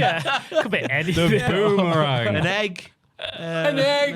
Yeah. Throw an Are you egg. getting it? But it looks like the Usos are getting back together because in the Raw ending brawl, which ends every single Raw in 2025 for some reason, Jimmy comes out to save Jay. Then they have a moment where Jay's like, I need you. I need you. So it looks like they're getting back together for a tag team match That's against the Bron Bros. The Mitchell brothers are back, baby. I mean, it makes sense, and I'm Yeah. happy with it. Aye. What is the brand split anyway? Who cares? And there's not going to be one apparently in Yeah. September or something. Yeah. I'm September, huh? buzzing to see the Usos back. I'm not a big Jay guy as a solo star. I mean, really? It's worked, but it's not for me. So I'm just really happy to see the Usos back. Fair enough. But I just feel like I'm going crazy seeing this variation of this match every single week. Yeah. Just these same guys in the opening segment and the main event segment, week after week after. This has come from the It's too wanky much. wrestling podcasters who have to watch this stuff every week. I'm sure people watching this once, like a blue moon, going, these bastards are miserable. Yeah. We get it. We understand it. Please see our perspective. We hope you enjoyed it. Well, hope that Paris, bloody hell, did they enjoy? And Leon really did enjoy it. They so bloody good for well them. did. Other headlines from the Bring show. money next time they come round. It's Steve versus Io for the vacant title at WrestlePalooza. Steve was number one contender. Io has also wrestled Naomi recently. That's why the match is a thing. Bailey apparently said weird things to Pierce, but said she'll be back soon. That was a Yeah. direct quote from Pierce. She said weird things. Yeah, that really helped the angle. Cheers, mate. Paul Heyman's in hospital with a larynx contusion. Easy for me to say. Controlled. A larynx contusion. Yeah, I'm good. Contusion. And Contusion. Murman's got multiple fractured ribs, which will not help his movie filming this week. And then, the Punk and Rhea stuff is the other headline, which I'm sure won't end with Rhea. It'll end with AJ Lee. It's gotta do. Got No, to. no. We've bet a tenner on it. I reckon Rhea Ripley should be the go-to person for anybody who's injured. If Andre the Giant couldn't make WrestleMania 3, Rhea Ripley should wrestle Hogan. NXT is next. Lash legend defeated Jada Parker to start us off. What do you think, Joel? I said it was a nice way to open the show. Maybe Raw or SmackDown should do this more often. Oh, yeah. Just a match okay. straight off the bat. Just get into it. That'll never last, Joel. You need to start learning. It was an interesting move from Lash bashing Jada's head to get between the two ropes. I've never seen that before. It's one of her best trademarks, yeah. I thought it was a good, hard-hitting affair. Huh? Lash does it all the time. All right. Hey, I'm new to NXT. Work experience, Joel. I'm new to NXT. I haven't seen Lash much. Well, I thought it was good. How about that? Yeah. A Did good you like hard Booker hitting yelling, going, affair. yeah, ring my bell, ring my bell. Yeah. She was doing it. Of course I did. I love Booker. Lash showing her power and Jada with some nice energy in her comeback. A bit heelish from Jada after the match as she lands a hypnotic through the barricade. But I liked it. Show some fire, show some aggression. I liked it. Good match. Good. I thought it was a bit of a buffet, you know. Ooh. Not in a Booker T kind of way. Oh. Just in the fact it wasn't as brawly as I thought it was going to be earlier on. There was actually plenty of holds and rolls. And then you get later in the match and the bigger bombs are being traded towards the end. Hell of a backbreaker from Lash where the camera was right next to her knee, so it looked like... Yeah. Like that game where you kill folk and it goes with a neck. You know what I'm talking about? Mortal Kombat. That's the little, not very known game that not many people have played there. I'm very happy that you know that. The Lash extension on the table looks absolutely wank to set up the finish because it's not much of a fall from Lash's sort of chest height to the top of the announce table. Yeah, it really didn't look So I know that was quite a fitting setup for the finish. It was a really conclusive win in the end for Lash, which I thought was more than mildly interesting because Jada Parker has been presented really well for a while. Lash, not so much more recently, but Lash getting a big win like this over her makes her look like a Bertie Big Bollocks. But then the attack after the match shows that they might have a rematch and then Jada will win. Potentially. Yeah. Oh, it makes sense, wouldn't it? And I'd be happy to see that. Aye. I like them both. I think Yeah. they're both really good. Actually, Relationship news? You want some relationship news? Oh, yes, please. Go on. Jey Uso and Jada Parker were filmed walking through the airport Wow. together. Oh, that's... What? Is that it? Signed, sealed, delivered. They're married. That's it. We rest our case, Your Honor. And I know this because I follow wrestling stuff on Twitter and on the For You page. That's where it was. I wasn't stalking them in Paris. Don't read the papers. It's a bit dangerous to stalk people in Paris, isn't it? Especially if you're driving. Oh, careful. Up Up the Diana. Rest in peace, the people's princess. I actually like the finish more than you because it was very definitive. You don't often get these in WWE. It's usually like the big move. Oh, they kicked out. How? But it was like, no, they hit my finisher on the announce table, then do it in the ring. That's it. It's Just like, the fact that she nice. was taking it on this tabletop, she would have fell from sort of this height. Yeah. If you But watch it's it the on- announce table. It's made of... What is it made of? Wood? MDF, I reckon. Yeah. Yeah. Couple of layers. Yeah, Maybe it's a not wood, plywood. is it? Bit of stacked Made, plywood. made of bad memories. Yeah. So that actually made sense as a finish. And also, like, when they went through the barricade afterwards, like, she kind of fell on her afterwards and kind of just, like, posed. Like, yeah, here's me and my mate. Sass. So, yeah, good start to NXT. Josh Briggs deceived Javon Evans before choke slamming him onto a steel chair. Oh boy, did he. I thought Undertaker was here. That's Javon Evans' father. He got me. So great. Just for the reaction from the crowd. God, were they upset. They hated it. They would not let up afterwards. But then JB starts talking, and for the first week, because obviously we watched NXT 2.0 where JB and BJ were a partnership, and JB's acting was off the page. He belonged on Coronation Street, Emmerdale, Crossroads, you name it. He could have fit in there, no problem. Right. But this week, his promo literally sound in the cadence and his like delivery just sounded like a pre-recorded like 2K cutscene for me. Yeah, And it was a shame to hear that, and it's a shame to say that, but it's what I believe. I agree. I think there's something in his body language and the way he moves just doesn't make him. He looks a bit nervous all the time. I'm always a bit on the edge for him. I don't know. And what this isn't how it used to be, Joel. Right. Okay. What was the acting like with Sebastian and Kiana James? He was Indescribable. Oh, he was sensational. He was palpable, is the word. You could feel his emotion through the TV screen, Yeah. but not now. Oh. Something's gone missing. Do you think it's because... Who called him it? Was it Ricky Saints who said, oh, look, it's Sid from Toy Story? It has taken all of his aura. He's just waiting. Absorbed it like Shang Tsung from that game he was talking about. But no, just the fact that he annoyed the crowd that much where they just verbally assaulted him throughout the entire night going, you bastard. You scared us into thinking The Undertaker was going to show up and go, Yeah. like he usually bloody does. And instead we got him there. Yeah. I really like just the fact he got this much of a reaction from the crowd. You think we're in France? Yeah. Vive la France, le shed. I thought. Go on, Joe. Well, I thought Javon was great though. Yes. A proper real sounding promo, which you don't get very much. It sounded like really shaken. It's really hard to liked do it. that, and looking forced. Corny, yeah. Like Charlotte used to be like, "Look, I'm being sad now," but it's Yeah, and but Carl like, "No, you're not. Shut up. You win every match." totally. It's usually cheesy in it, but I thought it was really good here. And they're turning slowly Javon into the modern day Spike Dudley with all these bumps in quick succession. 2 announce tables in 1 week. Now he's gone through a chair. Yeah. Goodness And me. it was a brutal chokeslam as well. It was, I. Yes, I don't know why I feel the need to add that.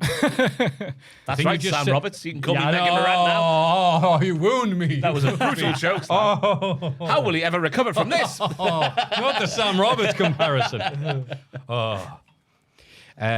Candice LeRae defeated Zaya Brookside to advance in the. Oh, speaking of soaps, to advance in the women's speed title tournament. What a That's theme. right. In the 90s, Joel. there Oh, was a- God, yes, No, sorry. I got it. That was great. Don't worry if your dad's in the room going, "Don't worry, son, I got it." What a theme. The best theme Also, tune when you're for me. moving out the house, that's probably what he's The yelling best after that. theme tune. Yes, and Kim was saying it's coming back. Aren't they? They're reshooting I Zaya hope Brookside so. for a comeback. If it does, they can't change the theme tune. It's the best of that genre. What's it? There's a key And then change, it- Joel. Yeah. And then the sax kicks in. Oh, if it's got it's a good saxophone, one. sign It's me up. awful. I would be, if I was a wrestler, I would consider it for entrance theme territory. Yeah. It's up I there. would promote Brookside Pro Wrestling, even if it was based in Fenham. You know, like doesn't matter. Shame Jimmy's died, isn't it? Old Jimmy. But like this, there was nothing to this match as you would expect because it's a speed match. I thought the lights were cool. How they go from green to red because of Traffic lights. Yeah. But there was nothing to it. Yeah, I was like, very hard to get in this match between two non-NXT people when it feels like they're going to forget the speed thing in about, I don't know, 3 minutes. Yeah, and so the crowd were like, all right, what's this doing here? Yeah. Are you lost speed tournament? Are you not supposed to be on Twitter? But apparently they've lost the deal, so they're doing this. So, yep. Yeah. It's a thing. Yeah. You think Sol Rucker should be defending the North American title on the PLE rather than the speed title. Yeah. God. Sorry. And we're here live with Jay and Cody after the pay-per-view. That was Wayne Barrett's cough button. DIY shocked TNA World Champion Trick Willie in their return to NXT. And this is because Trick doesn't feel like anyone from the past or the present or the future of NXT will be better than him. So, DIY come back. I mean, Candice was booked on the show, so it was obviously like, bring your husband and his big scary friend to work day. Big scary friend. So DIY come out. The thing I couldn't understand is that with obviously going back to the shed, like the 30-year-olds that go back and hang around the high school. Yeah. It is a bit like that. Wow, actually, that's That kind of wow, that's a vibe. good comparison. It was. Why did they have their old theme back? And why were the baby faces? Why is it a different universe when it's the same universe? Yeah, it's completely. Aye. It doesn't make sense. Why can't they have that theme on the main roster? It would help a lot with their pops. It really would. It's so much better. Because they come back and say it's the 10-year anniversary since their NXT debut. They're going to wait for the homecoming show, but they came around a bit early. There's an Adam Cole reference later on where Gargano's going through like, oh, it doesn't matter if you're this, that, or undisputed. Yeah. Which was quite nice to see. But Baron apart Corbin left in the mud again. yeah, good eye. Oh! What's he done? Dogs. Wolf dogs. But it looks like they're set up for a tag team match, probably at the homecoming show, where Trick needs to find himself a partner, which he hints at being Carmelo Hayes, which I am completely against. Really? They hate yeah. each other. Yeah. Yeah. I'm The- all right the- with Ciampa and Gargano teaming up after trying to kill each other for years, but Yeah. Mello and Willie, no. For Chef Michaels to be doing that's like getting after SummerSlam 2002 and teaming up with Triple H again. It would never happen. Time heals Okay, all fair wounds. enough. though. Yeah, you've got us there. Yeah. You. Wrestling. Aye. But I thought Trick Willie looked phenomenal here. Usually sounds great on the mic and usually gets to talk great. But he really tricked us in here going, what do you say? Like, Trick's right, they don't care about NXT any longer. You can't blame people for not caring about NXT. They said, like, no one cares about this. And why would they want to believe in NXT? It sucks. I'm great. Yay. Fantastic work here. And the crowd really into DIY being there. I thought it was, maybe I'm looking at this too much because I'm a negative bastard, but it's just the fact that the crowd were chanting, welcome home. I wonder if they were like, can you not say that? We've not been here a while. We are supposed to be a big deal on SmackDown, even though we're not treated as that. And, you know, just because of SmackDown's bookings and the tag team, whatever issues. It's like, yeah, you belong here. It's like, no, please. We were great here, but we try to, you know, level up. I think it was just saying, good to have you back. Maybe, I'm looking just into it. nice to see you. Even, Yeah. I don't think. Yeah, I don't know. Yeah, Maybe that's but- what they should chant instead. Nice to see Nice you. to see you. To see you nice. Nice to see you. To see you nice. Yeah, nice that the NXT crowd remembered most of the stuff that they brought up on NXT history. It was a shame that no one popped for the line where it says, Ciampa, he's good. Did get mad when he saw that NXT logo appear at the end of the show. No one popped for that. I'm like, all right. But they popped for most of the things, and I thought that made this successful. That's because, Maffew, in 2018, most of the people in that shed would have been like Fetuses. 10. Yes. They were just thoughts in the milkman's eye. But yeah, any thoughts? It was just a massive nostalgia trip promo on it. No, it was good from all people involved. It just reminded me how good Ciampa was as NXT champ. Remember that time? He came out with no music and stuff. The first time I these loved two it. did their thing, absolutely amazing. Yeah. Cinema, and then it just got a bit crap. One and they final kept on- beat took itself too Oh, seriously. that was didn't it? end. But yeah, when it was good, it were good. It were good. It were good. Jordan Grace defeated Carly Armstrong in a non-title match. Callie has got that riz, Sorry. to be fair. Good back and forth match where she looked like she belonged in there with Jordan Grace, which is not too bad going for an Evolve lady. I say in a condescending manner. That did because sound very condescending. Evolve is like the step down from the NXT. I mean, Raw and SmackDown is the step down from the NXT, but you know what I'm saying, my players. Of course, yes. The trading suplex spot was class from Grace because she had to deadlift that lady up, and She my goodness me, she did. did. Grace back to winning ways, which is great, Sam Roberts and Pete Rosenberg, as I'm sat here being Megan Morant. I don't know why I've written that down there. What does that even mean? And then Blake is here for the fight after the bell because this match was set up when Blake Monroe's backstage. Jordan Grace is looking for her. Callie Armstrong feels like she's disrespected by Jordan Grace just barging into the room. That's the second time you've done this, you wazzock. That's what she says. And then but in that same segment, we learn big information, everybody. Ariana Grace is no relation to Jordan Grace. She confirms this news while playing with some Maybelline. Yeah. Maybe it's Maybelline. Oh, yeah. You know how on the pay-per-view I had to go, yummy. The American's finest whiskey. They're like, yummy. America's finest beauty products. Maybe it's Maybelline. Yeah. Great segment. But yeah, I like the match. I love Jordan Grace. Love most of the stuff she does. Thought the match was fine. As I said, Carly Armstrong, I'm not sure how much I'm supposed to care about her being the Evolved champ. You can't, what does that mean in NXT, though? Is she sticking around? Is that a title in NXT? No, she's just here to take some bumps, and she did a good job, so can't hate her. Yeah. What I did hate was Blake Monroe charging out afterwards for some fisticuffs with Grace. They went into it. Monroe bleeding from the mouth a bit. Wasn't sure if that was a capsule or she just got shoot punched or whatever. But it didn't matter because at the very end, they had like a few people go, whoa, stop. And so we had to do the zoom in, very Brookside now, think about it. Zoom in of Monroe just going, ooh, just staring into nothing, waiting for the segment to start or end. Like, again, a soap. I'm like, you're right there. She's a yard away. She was closer to her than I am to Ross. And it's like, Cinema. Yeah, that was crap, but thank you, Carly Armstrong, for not being crap. Yeah. Yeah. I thought it was fine, and Grace got some nice moves in, but I just wanted, I want a bit more personality and like fierceness in a match. I just wanted her to absolutely batter Callie Armstrong. That's a good thing to point out, yeah. And just be like, just present her as like a beast, like she should be. Tough. Why? She's got feelings. She has got feelings. She's completely unrelatable to any mere mortal human being. Yeah. If you want feelings, I just need if you want a something, beast with feelings, Mortos is on the other channel. Oh, I love Mortos. Yeah, of course. I just want to buy into Grace more because I like her, but her character's just so bland at the minute. I just wanted her to absolutely just batter her. You know what? I think sometimes I see the rest of that I've seen in other companies. So you are right saying that. I'm annoyed you pointed that out to me. Like, yeah, this version is a bit bland, but she's really good in the ring. Yeah, she's great in the ring. So, yeah, damn it. You're right, but I'll disagree with you. Hopefully, we have some disagreeable opinions here on Josh Briggs defeating Andre Chase. Oh.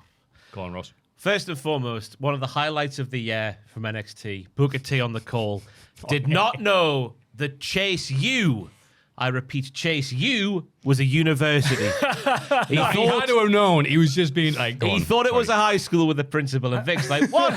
Where did you go to university?" I thought Andre Chase, though, scintillating in slacks, as well, I call his autobiography, because he was scintillating in slacks. Textbook Enziguri, his pants didn't even split. Chase, you stay. Briggs, go away. The shed was on fire for this one. The stunner reversal by Andre in the face of defeat. What a Kurt Angle kick out from JB in the midst of that comeback, might I say. There was only ever going to be one winner because of what JB is on the show right now, but what a match it was. Great to see the Gims being felled as well at the end there. Old Uriah Connors and whatever, Cale Dixon. Yeah, I got battered. Gims. Yep. But what a bit of business it was. Great from start to finish. Yeah. Yeah, Chase is really good. He's I love him. He's so good at just getting the crowd to believe, I was. But they really like Josh Briggs, don't they? They're really building him up as like a massive beastly heel. And I just think he's all right. He's all right. I think he's he's regressed me. Yeah, it seems like they're setting him up for, a shot at the title or something. You're like, are you ready for that? Yeah, I don't know. We'll see. I like the fact that the crowd absolutely hated Briggs, which made it way better than it should have been. I do like the fact that Booker still rags on Chase. I am still sad that this is just Andre Chase's role. It's not this is the character we've booked to write like this so you can get sympathy. It's like, no, the people behind creative hate Andre Chase and Jay Hsu. Yeah. But they keep him employed, which is nice for him. Well, there you go. But the crowd love him. Yeah. They Everyone didn't- loves him. It was the best stable in NXT. It was the best stable in wrestling at the time. It was. You go back and watch that Stand Deliver where it was nearly shut down the first time, and you listen to that crowd, Joel. The one where they finally won the belts. No one that just didn't get shut down. Oh, right. Okay, Maybe they did win the right, belts. right. I can't remember. It was like a year and a But half there were ago two now. different things. They both reacted for them. Yeah. Yeah. Oh, my goodness me. Now you got Ridge Holland, who the U was ended for, having to go on Twitter to explain what the Steam Pig is. If you need to explain what it is, Ridge, it's not going to work because people won't listen. We know this. Change it. Imagine he's going to come out looking like Vader with his mask on. It's me, the Steam Pig. No. You killed Chase U, the college with a bunch of teachers for that. Obafemi, Ricky Saints, Hank Walker, and Tank Ledger defeated Dark State. Obafemi is becoming a bit of a prankster. A bit of a joke. What's he like? Bit of a silly goose. He's going for the tag. Whoa, we'll pull that away, Ricky Starks. And in the motion of doing that, do your pose. I've done the Bruce Forsyth there for some reason. You know what I'm saying. Ricky Saints, Bruce Forsyth, same thing. Yep. Then, when he's doing... He was gonna do the Mr. Whippy, as we used to call it in football practice when we were warming up, the hip rotation thing. I'm not. All right. That's called the Mr. Whippy. Mr. Whippy. I didn't know it was called that. Yeah. That's what we used to call it in Well, football. I call it Makes the hula sense. hoop. I used to call that. Yeah, but there was no hula hoop, was this? It was Mr. Yeah, Whippy. okay. You have to use the power of the mind. Yeah, but our coach was from Doncaster, who we used to say, "Oh, time for Mr. Whippy, boys." Like that. Anyway, he was Time for me to ring me dad, Mr. Whippy. He was threatening to do that, but he didn't, which was a nice bit of japery as well from Obafemi. Oba then swings his dick a bit too hard, and then Ricky kicks off because Saquon Sugars is thrown into Ricky as Oba is doing the big dick swinging. And then what a moment at the end of the show. It was like Brookside again. I need help from Sinbad. But no, this time it's Hank saying, I need help. Joe Hendry. Say his name and he appears. And now he comes there for the distraction to set up the face to win. Weird. It would be good if Sinbad just appeared on Brookside. You said his name.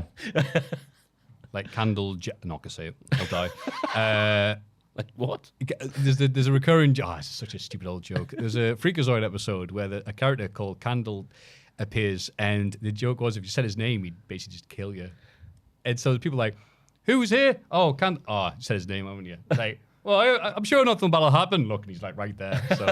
So you have to just type Candle. I can't say. Oh, whatever. Sure, Matthew, you've explained the joke. You boring old idiot. All Shut right, up. Rich Holland. He is what a steam pig is. I'd love him to talk about Candle, so he could.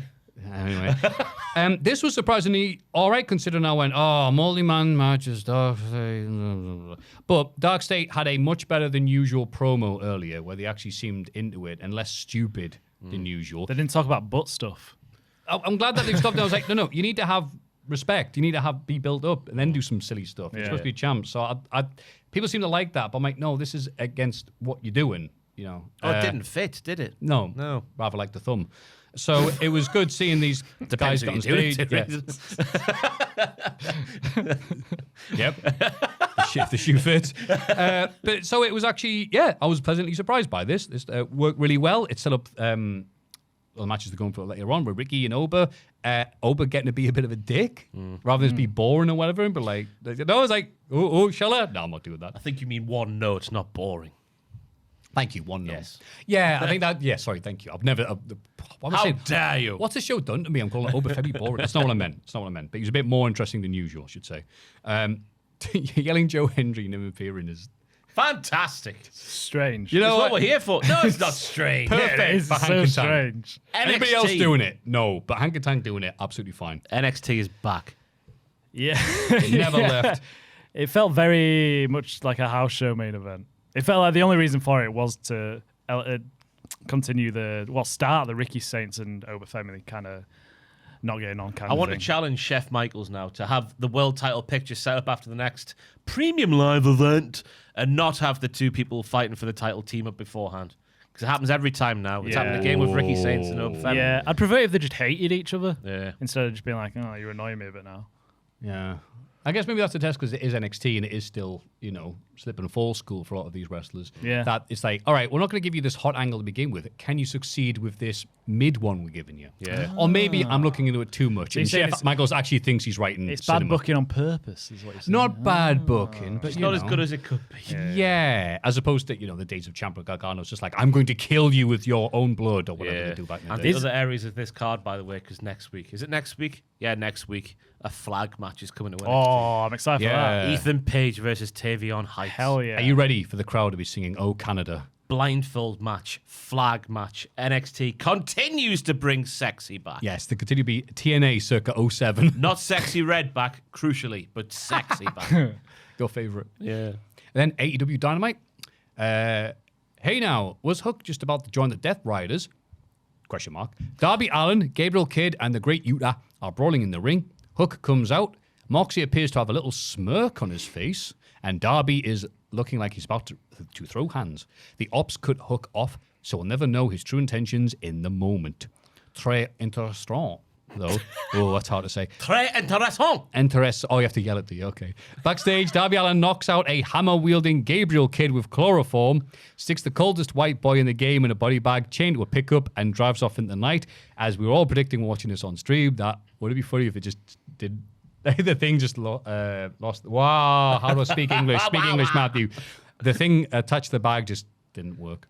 Because Gabe Kidd is so full of mass, the truck just like... Yeah, that'd be good. None of these things happened, and it was a decent way to start the show, especially with the chaotic ECW arena setting. Yeah. What did you think, Joel? I loved it.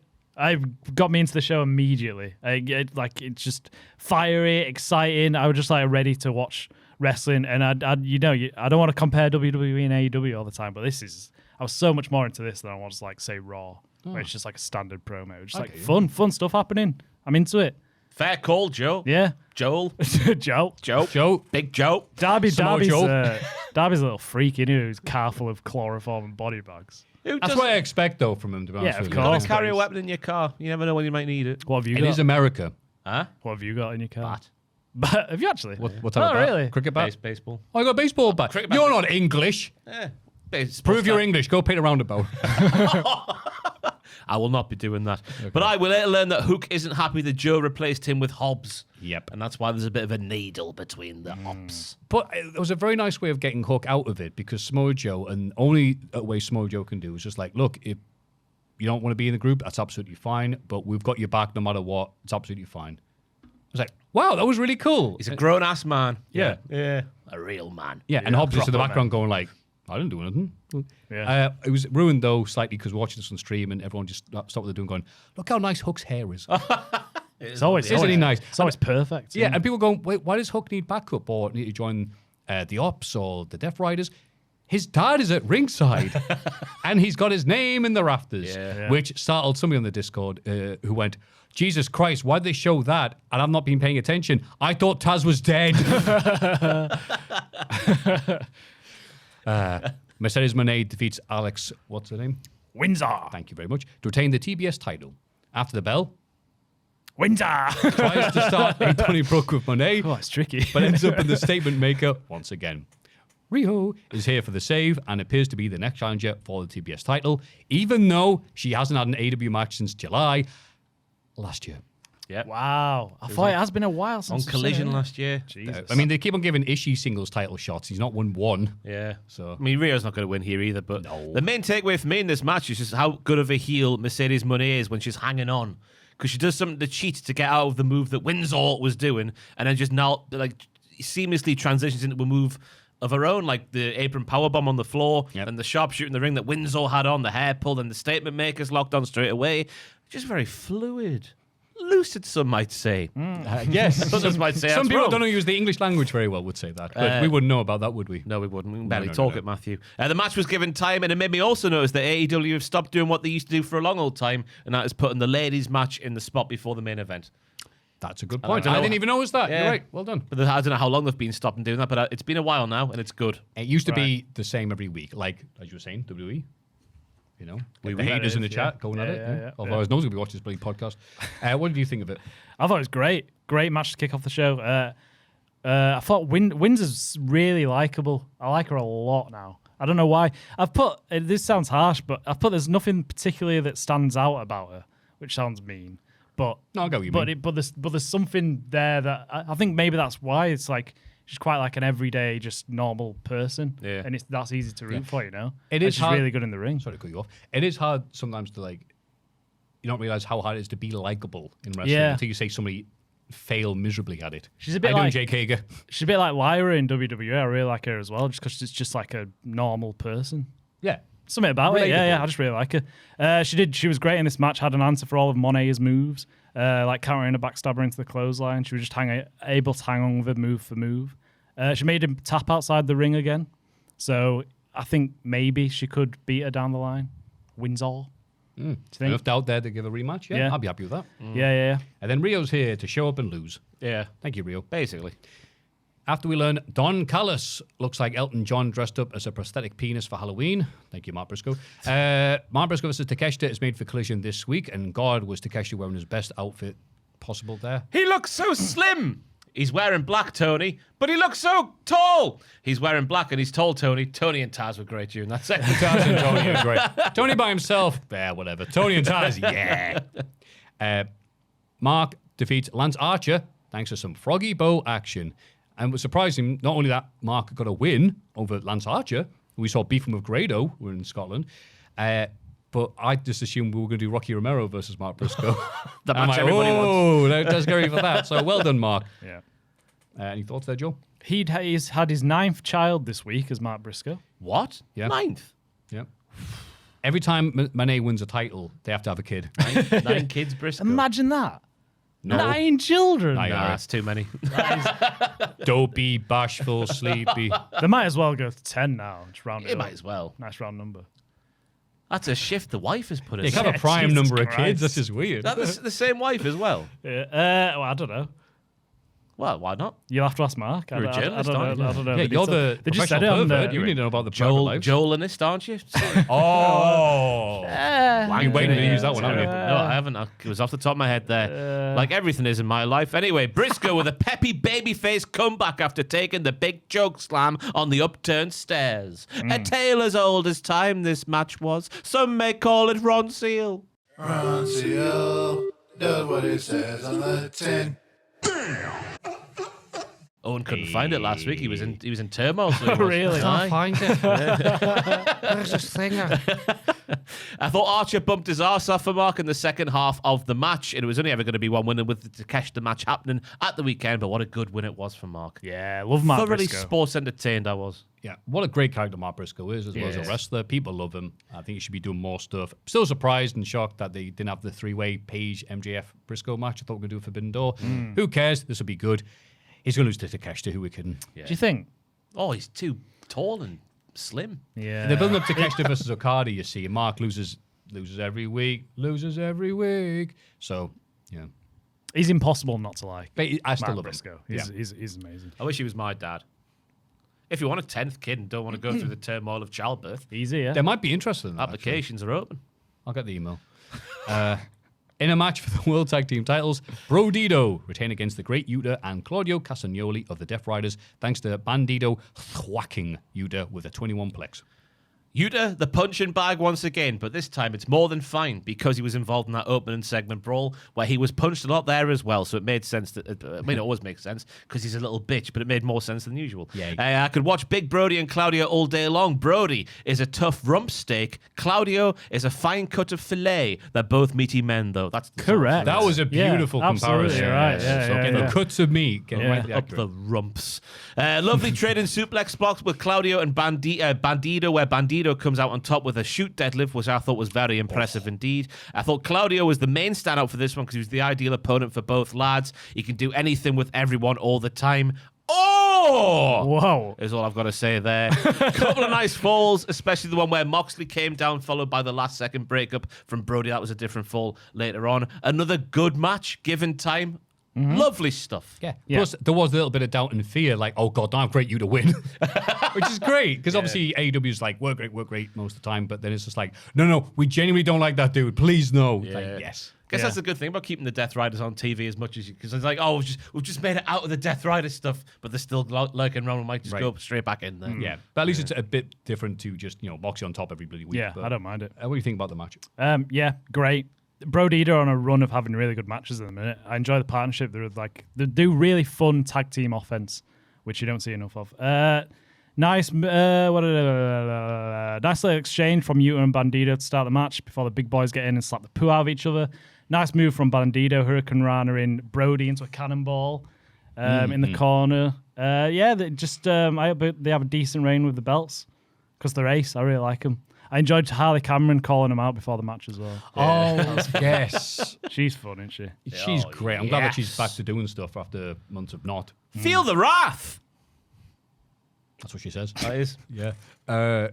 FDR attacked Cub during his entrance. God, there's a lot of attacking people during this episode, which I did appreciate.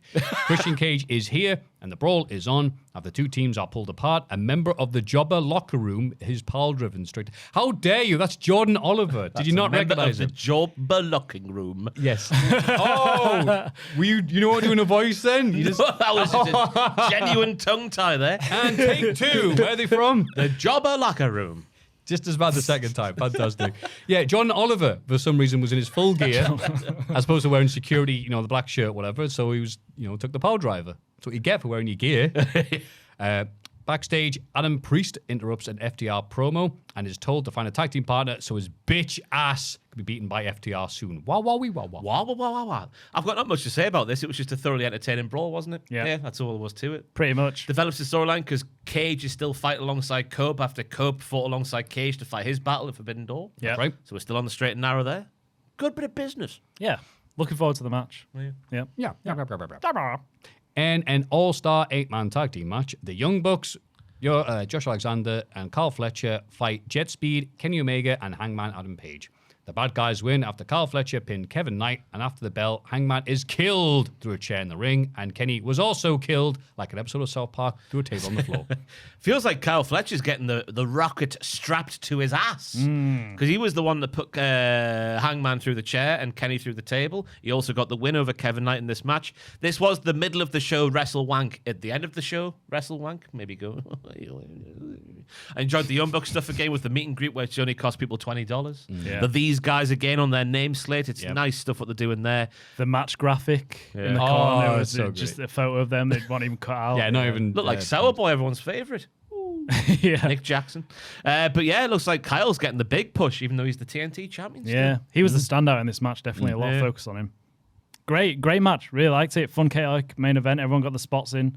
He had some. Kenny Omega was really good. He had some great sequences with Fletcher, and then that throwback when he was teaming up with Hangman to take on the Bucks. That was fun. Yeah, it looks like Fletcher's going to be the next guy in line for the title. Oh yes. Which I'm up for. Yeah, and it's one of these monkey's paw situations, isn't it? No more Death Riders, please. Okay, cool. Here's the Don Callis family. Like, Yeah. okay, speaking of things that never end, it's Kenny beefing with Don Callis, which I think has been multiple years into right now. Having said that, though, I do like Carl Fletcher's work. God, he dresses nice. And he's obviously very good in the ring. So it makes sense. And he's got momentum. What? This is bizarre. This doesn't make any sense at all. What are you doing? So, I'm enjoying the shows that AEW are doing at Viking Hall, despite the protesters outside who have lots of time for AEW, but no time for WWE because they were, quote, too busy to protest when WWE were there. Aye. According to them, A likely story. it's a big con. But where was Wardlow, right? He's joined the Don Callis family. He wasn't even That's what I there was this week. He was thinking. outside with Yeah. a sign. Don't go in. They didn't mention him on commentary Knew at it was all going to either. happen. Knew it was, the second he joined, I knew it was going to happen. Yeah. Shame. Weird that. Yeah, I was confused. Elsewhere on the show, Okada calls Takeshita a bitch. He's the alpha, but I'm the Rainmaker. Bitch. The Hurt Syndicate, including MVP, accepted challenge from Ricochet and his goons for All Out. So there's going to be a big 6-man in Toronto there. I'll tell you, when I was in Glasgow, the people outside the venue, hours beforehand, and I said hello to them, and they're very nice. They all love Cultaholic. But I said they saw a few of the wrestlers, but they saw one of the Gates of Agony, and they went, bollocks. I don't know which one it is. So I'm not going to go up and go, hello, Gates of Agony 1 or 2. So just let them be. Hello, Gate. Are you Gate or Agony? Left gate or right gate. That was Dynamite, and that was the week in wrestling. Boom. Let's have a rummage in our mailbags. Time for some mailbag. Hello, diddlers. Hi. Lately, I've been watching the new King of the Hill. I'll watch this all this week as well. It's fantastic. Is it good? Oh, it's. I was skeptical when people said it's just as good as the original. Yeah.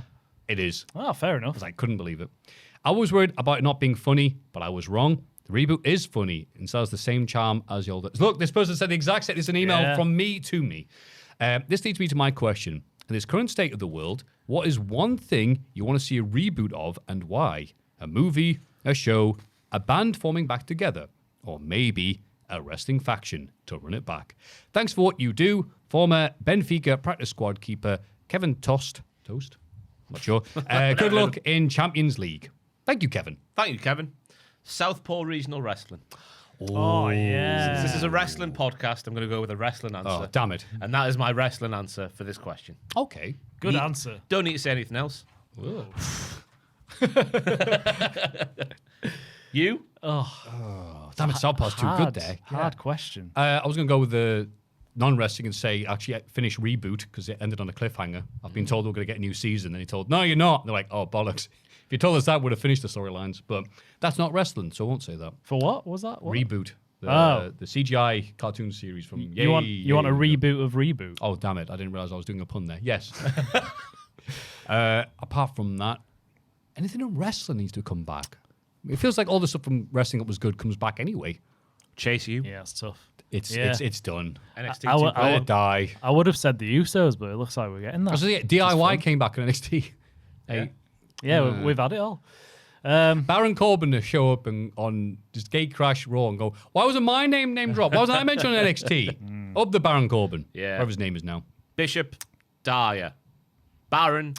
I'm trying to get other things. I think it is that. Dyer, Ah. Kieran Dyer. Yeah, that's all I was thinking of there. Yeah. I was going to fight his teammates soon then. Go on. I don't know.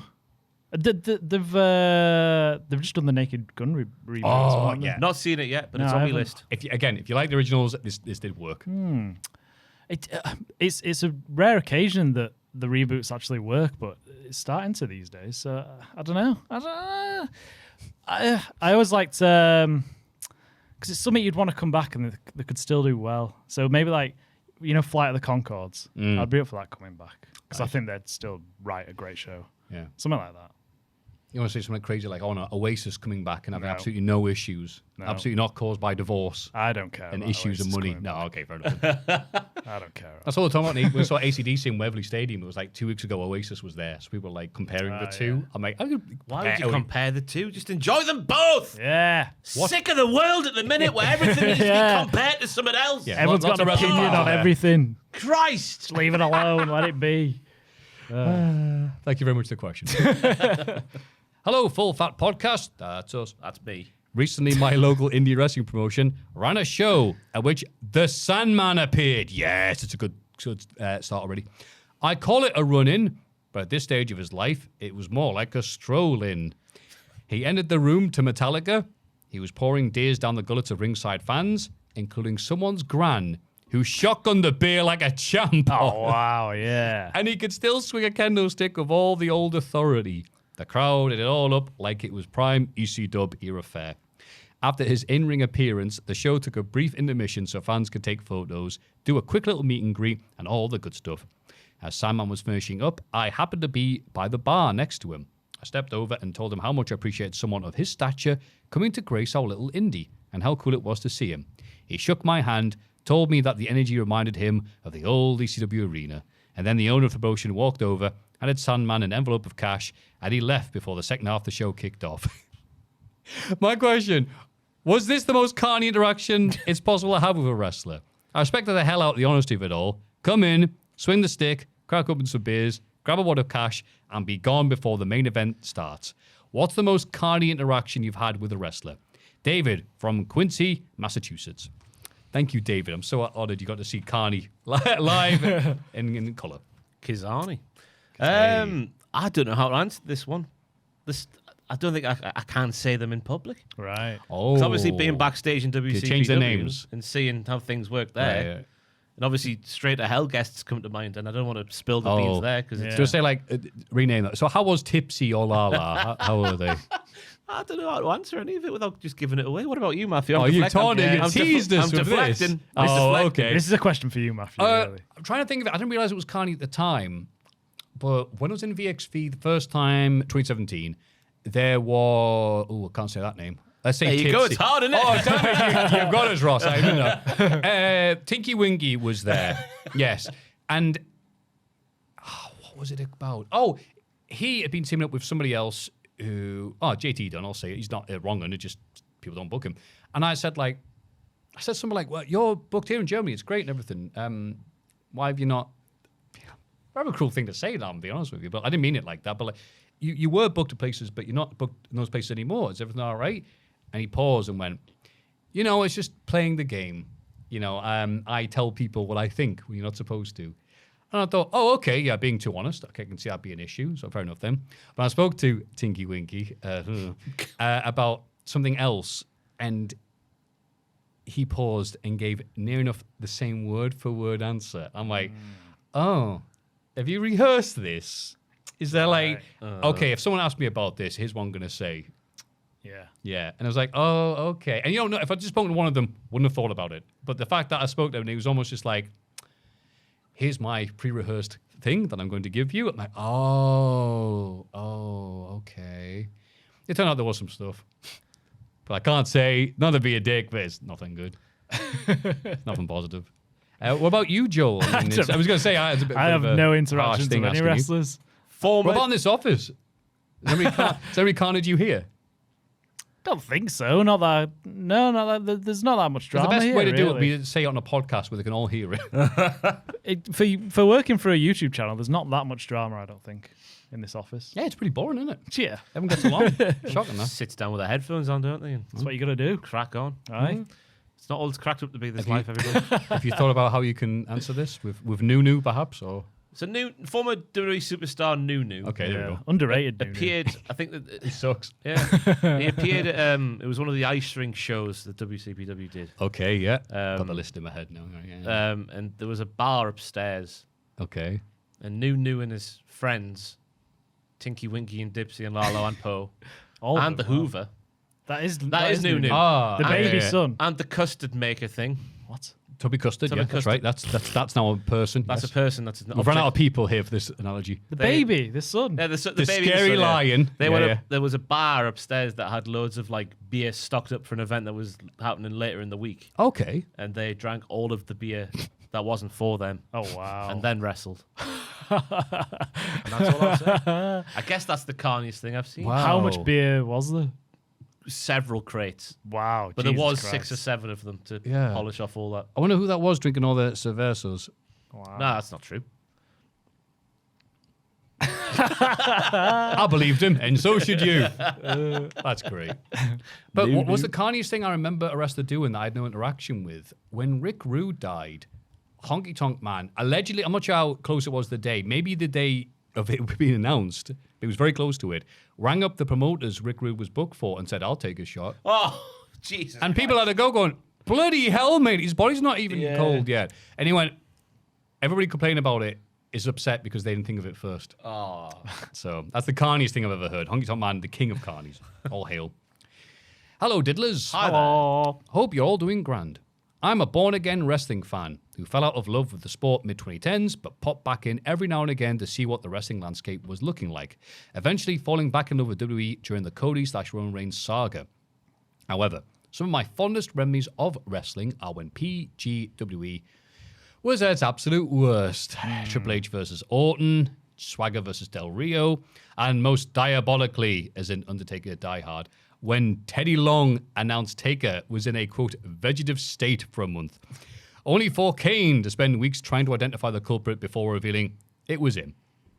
Despite me knowing how now that is an awful storyline in one of WWE's worst creative periods, it holds a special place in my wrestling heart as a story I was incredibly invested in week to week. Oh, bless you. I remember way more about it than I should 15 plus years later. My question to the diddlers is, are there any downright diabolical wrestling storylines that deep down in your heart you know are stupid and or insulting to your intelligence, but you still have fondness for? Cheers. Kind regards, former Scottish professional footballer and Liverpool, Stoke and Dundee FC cult hero, Charlie Adam, a.k.a. Andrew from Dundee/Ireland. Ross is now obligated to say the chocolate line. Irish chocolate. Cheers. Fantastic. I've got one right off the bat. Go on, then. well. Even though if you watch it week to week and break it down, it doesn't make any sense at all. Vince McMahon revealing he was the higher power. That was literally going to be mine as well. Oh, really? Was it? Just Yeah. because of the reveal. Yeah, because that's what you remember, and it's an amazing moment, and it's, you got us. But the entire build-up was to build to getting the title off, the title on Austin, again, the title off him in the first place. It's like, if you look back to, I'll get it print out one week and read it out. It's like, hang on, this is bollocks. Doesn't matter. It was 99. It was about the moments. Loved it. Yeah. It was me, Austin. It was me all along. It is you all iconic. bought it. You Even my son of a family, bitch. even my immediate family bought it. Then Steph and Linda walk out and go, I can't believe you did this to us. He goes, whoa, it's just business. He goes, all right. Well, we sold our shares to Austin, who then comes out with his tie over his shirt and jeans. He goes, I'm here for WWE now. Great. All-time moment. Doesn't make any sense. No. I've got a second pick. 2 words. Tasteful calendars. Chase you. Chase you saved by tasteful calendars. Because you tried to buy one. No, but looked if they were available They were for out, the record. but they on were the sold podcast. out. They were It made me sold sound like out. a pervert there. No. You were trying for a good cause. It's all right. We could have had it up here. Tasteful. It'd been nice. They were out of stock immediately. They were. Yeah. That's So I had a how look. in I had demand a they look as were. well. There's loads of gooners out there, but not in this podcast studio. Think there's any on eBay?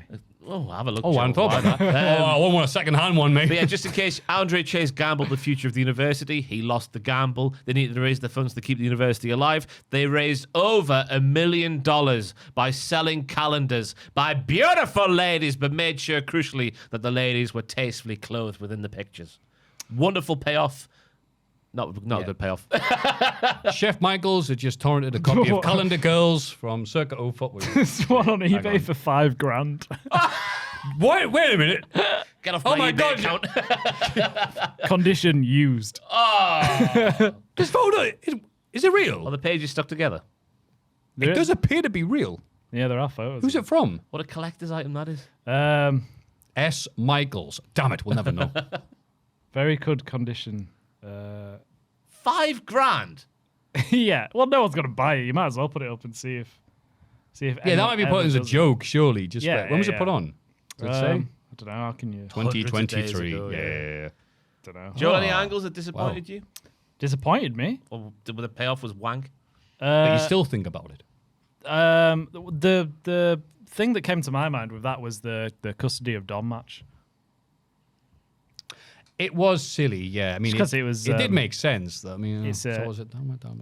Well, it's like okay. kind of that's not it's insulting your intelligence a bit. Would you but it's rather go good to fun. court? Or Yeah. would you rather they have gone to court? Well, either way, you haven't got it's- kids. It's silly wrestling ball. You can't relate to this because you're not a dad.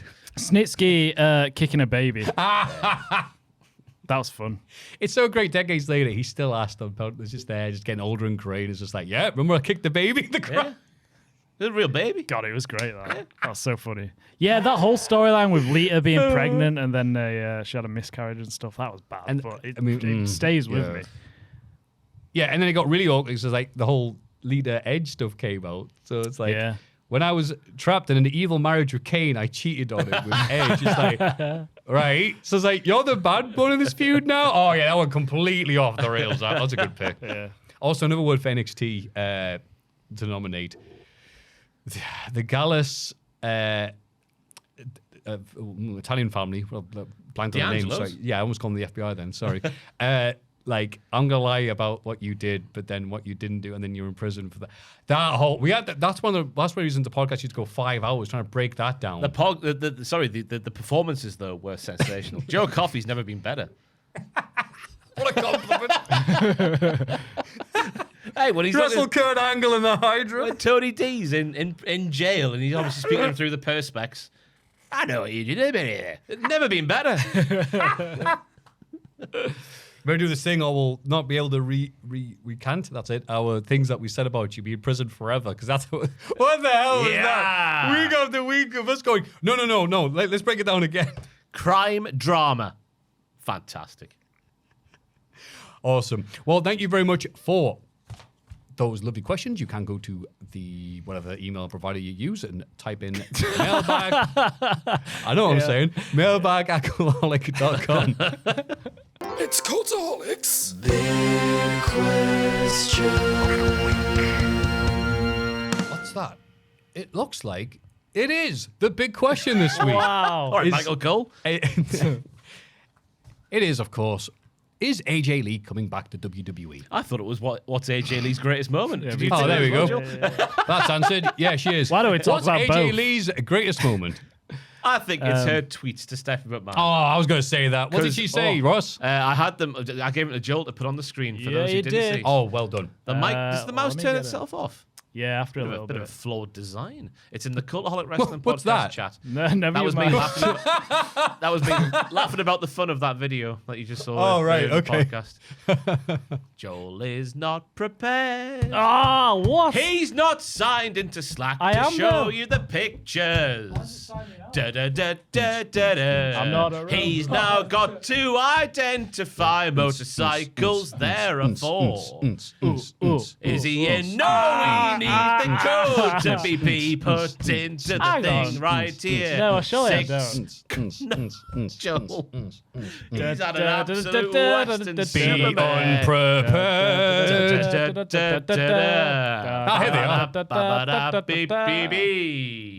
There you go. There's the tweets. Your even- female wrestlers have record-selling merchandise and have starred in the highest-rated segment on the show several times, and yet they receive a fraction of the wages and screen time of the majority of the male roster. Hashtag use your voice. The 25th of February, 2015. What we saw over the last 10 years that Stephanie McMahon has taken credit for does not happen without, or the timing of it, doesn't happen without AJ Mendez right there doing what she did on Twitter. I agree, and a lot of that was almost brushed aside by a lot of people because it wasn't long after this she was done because they're like, okay, if you're going to be tweeting this, thanks. And Stephanie had to take credit for giving birth to women. Yes, All of them. like a queen ant. And the women's wrestling ring came out of her, and it was all down to Stephanie McMahon. It was scandalous how little recognition they gave to AJ back in the day. She gave birth more times than Mrs. Briscoe, and and that was her.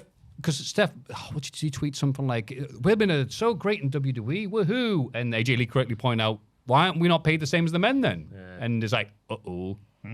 She left that year, right? Yeah. In 2015. Was Mania her last match? I'm pretty sure it was. tag with Freaks and the Paige? Geeks, Aaron Page. That was naff. Yeah, that I said the match wasn't very good on OSW, and people were like, oh, it's misogynist Maffew. I'm like, cheers. She seems like a good egg, though, does AJ Lee. Her autobiography. Is it good? Oh, yeah. I mean, it's brutal. Is it? Didn't have a happy childhood, like. Oh, but, right. Oh, gosh. and had to go through NXT. Then, that season of NXT she was on, where basically John Laurinaitis going, well, I just don't think you're sexy. Because, you're not bloody blonde and tanned like all the other 900 women he hired during that period. You pervert. So the fact that she made it in WWE, that would sound weird or like I'm trying to be like, isn't this great? But like, no, really, the fact that she did succeed despite all the bloody odds against her at a very horrible environment by the sound of things, and she's persevered by being her. Ahead of her time. Yeah. Oh, absolutely. Oh, yes. And I completely understand why she wasn't in WWE or wrestling after that for ages. I mean, wait, she didn't do anything after that in wrestling, to my best of my knowledge. No, She had an started affiliation making- with... was it? I Oh, want to say the God. NWA. Was it the NWA? Wasn't it not Wrestlelicious? No, Maffew, you idiot, not Wrestlelicious. Wrestlicious for you, I can't believe I baby. just said Wrestlelicious. No, what was the other thing that It was some... it involved Tessa Blanchard, right? And that's Yeah. right. Yeah, what was that? Yeah, that does ring a bell. I can't remember what that Well, was. while I'm having a look at that, Matthew's Googling. What was your favourite? Talent is not sexually transmitted. That's my favourite AJ Lee thing that she's done. Just whenever she does promos, just pooing on the entire women's roster is just great because she's speaking facts. Like I watched a clip on Twitter today that she was just, it was like 5 minutes of her just on top of the ramp just saying how you're all generic plastic blonde, you know, this and that and that. And they were all just they were all just standing there just going, say it to our face for the entire 5 minutes. But Wait, I it's bloody am. she was just at that time she just seemed like she was just on another level to everyone else on the roster. Yeah. And that line just always talent is not sexually transmitted is such a good line. I saw a clip today from the Slammy Awards of whatever year it was. I assume it's 2014. Right. And just going, I hope next year she must have won like female superstar of the year or something. I'm not sure what she won. But she's like, I hope next year the 4 horsewomen could be stand here in my position. I would love to see Becky. I would love to see Charlotte or Sasha or Bailey. Or Paige be Becky left off. They'll reference that, won't they? Yeah. If she comes back, that'll get referenced. Yeah, she was Diva of the Year 2014. So that's what she said there. And yeah, just people going, Matthew, you get it right. She did have the match at WrestleMania 31, then a 6-woman tag team match the next night on Raw, one of being a final match. In a memoir, she said permanent damage to her cervical spine and the fulfillment of her goals led to the decision. She also felt caught in the middle between WWE and husband CM Punk. So, I mean, like, yeah. That is an awkward spot. There's no way WWE were like, no, we're not going to treat you harshly, because of course they bloody would have. And also, the company was Women of Wrestling in 2021 to 2023. And apparently that did happen. Oh, okay. It said, yeah, she was there until 2023. All right. No memory of that. That rings a bell, but I can't remember. Yeah. What was the controversy? Oh, whatever. Oh, Tessa Blanchard, right. Okay, I remember now. Yeah, just her being such a main focal point of Daniel Bryan, CM Punk, and also Kane storylines on Raw, and doing it very well. It's been an enjoyable character to watch every week. Yeah. I wasn't really watching wrestling in the period that she was like mainly in. So I haven't seen any of her, like, what's the best match, do you think? Has she got any like standout matches? Off the top of my head, honestly, no. Right, yeah. That was different Again, era, though, I was wasn't going it? to say, Back it then, wasn't yeah, like yeah, you of watching this course. going, oh boy, this could be a great match. You No, just, of course, the characters yeah. were the that main thing. So, Yeah. yeah. I'm excited to see her back though. If she does come, I think she'll come If back. it's not rear, it's just got to come. It'll be a huge I was going to pop. say after, I can't wait. knowing about that, though, knowing about the bloody, a spine. yeah, I'm like, oh no. True. Yeah. I'm actually going to go, look, I'm not, or the entire thing was to pass the baton to the next generation or whatever, and then, Lyra, or, it's Rhea Ripley in it, so But he's you- already insanely over. You see your Edges and your Pages and your Christians and all that sort of stuff. People can come back from horrible stuff, can't Yeah. they? So- Wrestling has that weird thing of like, this happens to anybody else in real life. It's like, that's it, on the shelf forever. But wrestlers are like, it's only a broken neck. Yeah. Like, get over It'll your be bitch. fine. Yeah. Yeah. So looking forward to seeing what happens, though. And yeah, wait, if she was saying all the stuff she was saying on the microphone and on Twitter when she was kind of handcuffed out to watch herself, what's she going to be saying when she comes back in the much freer, easier world of WWE in 2025, eh? Yeah. The mind wanders, and I don't know what I was going to say something then. I've stopped myself. Lovely podcast today. Just imagine what she might say to Becky Lynch, but I'll stop myself. Yeah. Yes, I'm sure it'll be terrible. We'll find out. Good. Tonight, maybe. Aye. Maybe tonight. Maybe not. Ooh, that's how they get you. Exciting stuff. That's how we're going to get you, the fans at home, because that's the end of the delicious podcast. Joel, anything to plug until next week? There's a tier list coming out. Do you know when that's coming out? No? No, me neither. What is the tier list? It's do you want to? Who's got the most beautiful title belt in the world in 2025? Oh, There you go. Oh, so modern day Just stuff. design Oh, of okay. the current ones? The Yeah. big, the Right. big. I think it Western. might be coming out this weekend. Oh, that's exciting. keep Well, an eye that was out the for best that. one there, but I can't think. But yeah, other than that, no. No. Yeah, WTF Moments is on the Patreon this week for both Forbidden Door and Clash in Paris. The After Dark podcast goes live just as this one is ending. If you started watching this at 8 p.m. BST, flick over to the Patreon now and you'll see us there all being saucy and dark. Of course. Yeah, unlike now, obviously. Yeah. Botchman will be out by the time you listen to this, and it'll be taken off YouTube by the time this podcast is finished. Apart from that and a bunch of other projects, but they've all slowed down, so I'll stop plugging them until they've actually happened. The stuff I was teasing a month ago still hasn't occurred because of people being busy, because them's the breaks, and being an adult in 2025. Life, eh?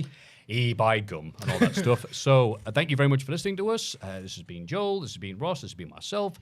Patreon.com/Cultaholic, mailbag@cultaholic.com. Now, what are we going to say pointing at behind us? I don't know. Au revoir? Yeah, we'll say an au revoir. Au revoir. Un, deux, trois. Au revoir. Pretty sure I did that last week. Don't care. See you on After Dark. Les diddlers.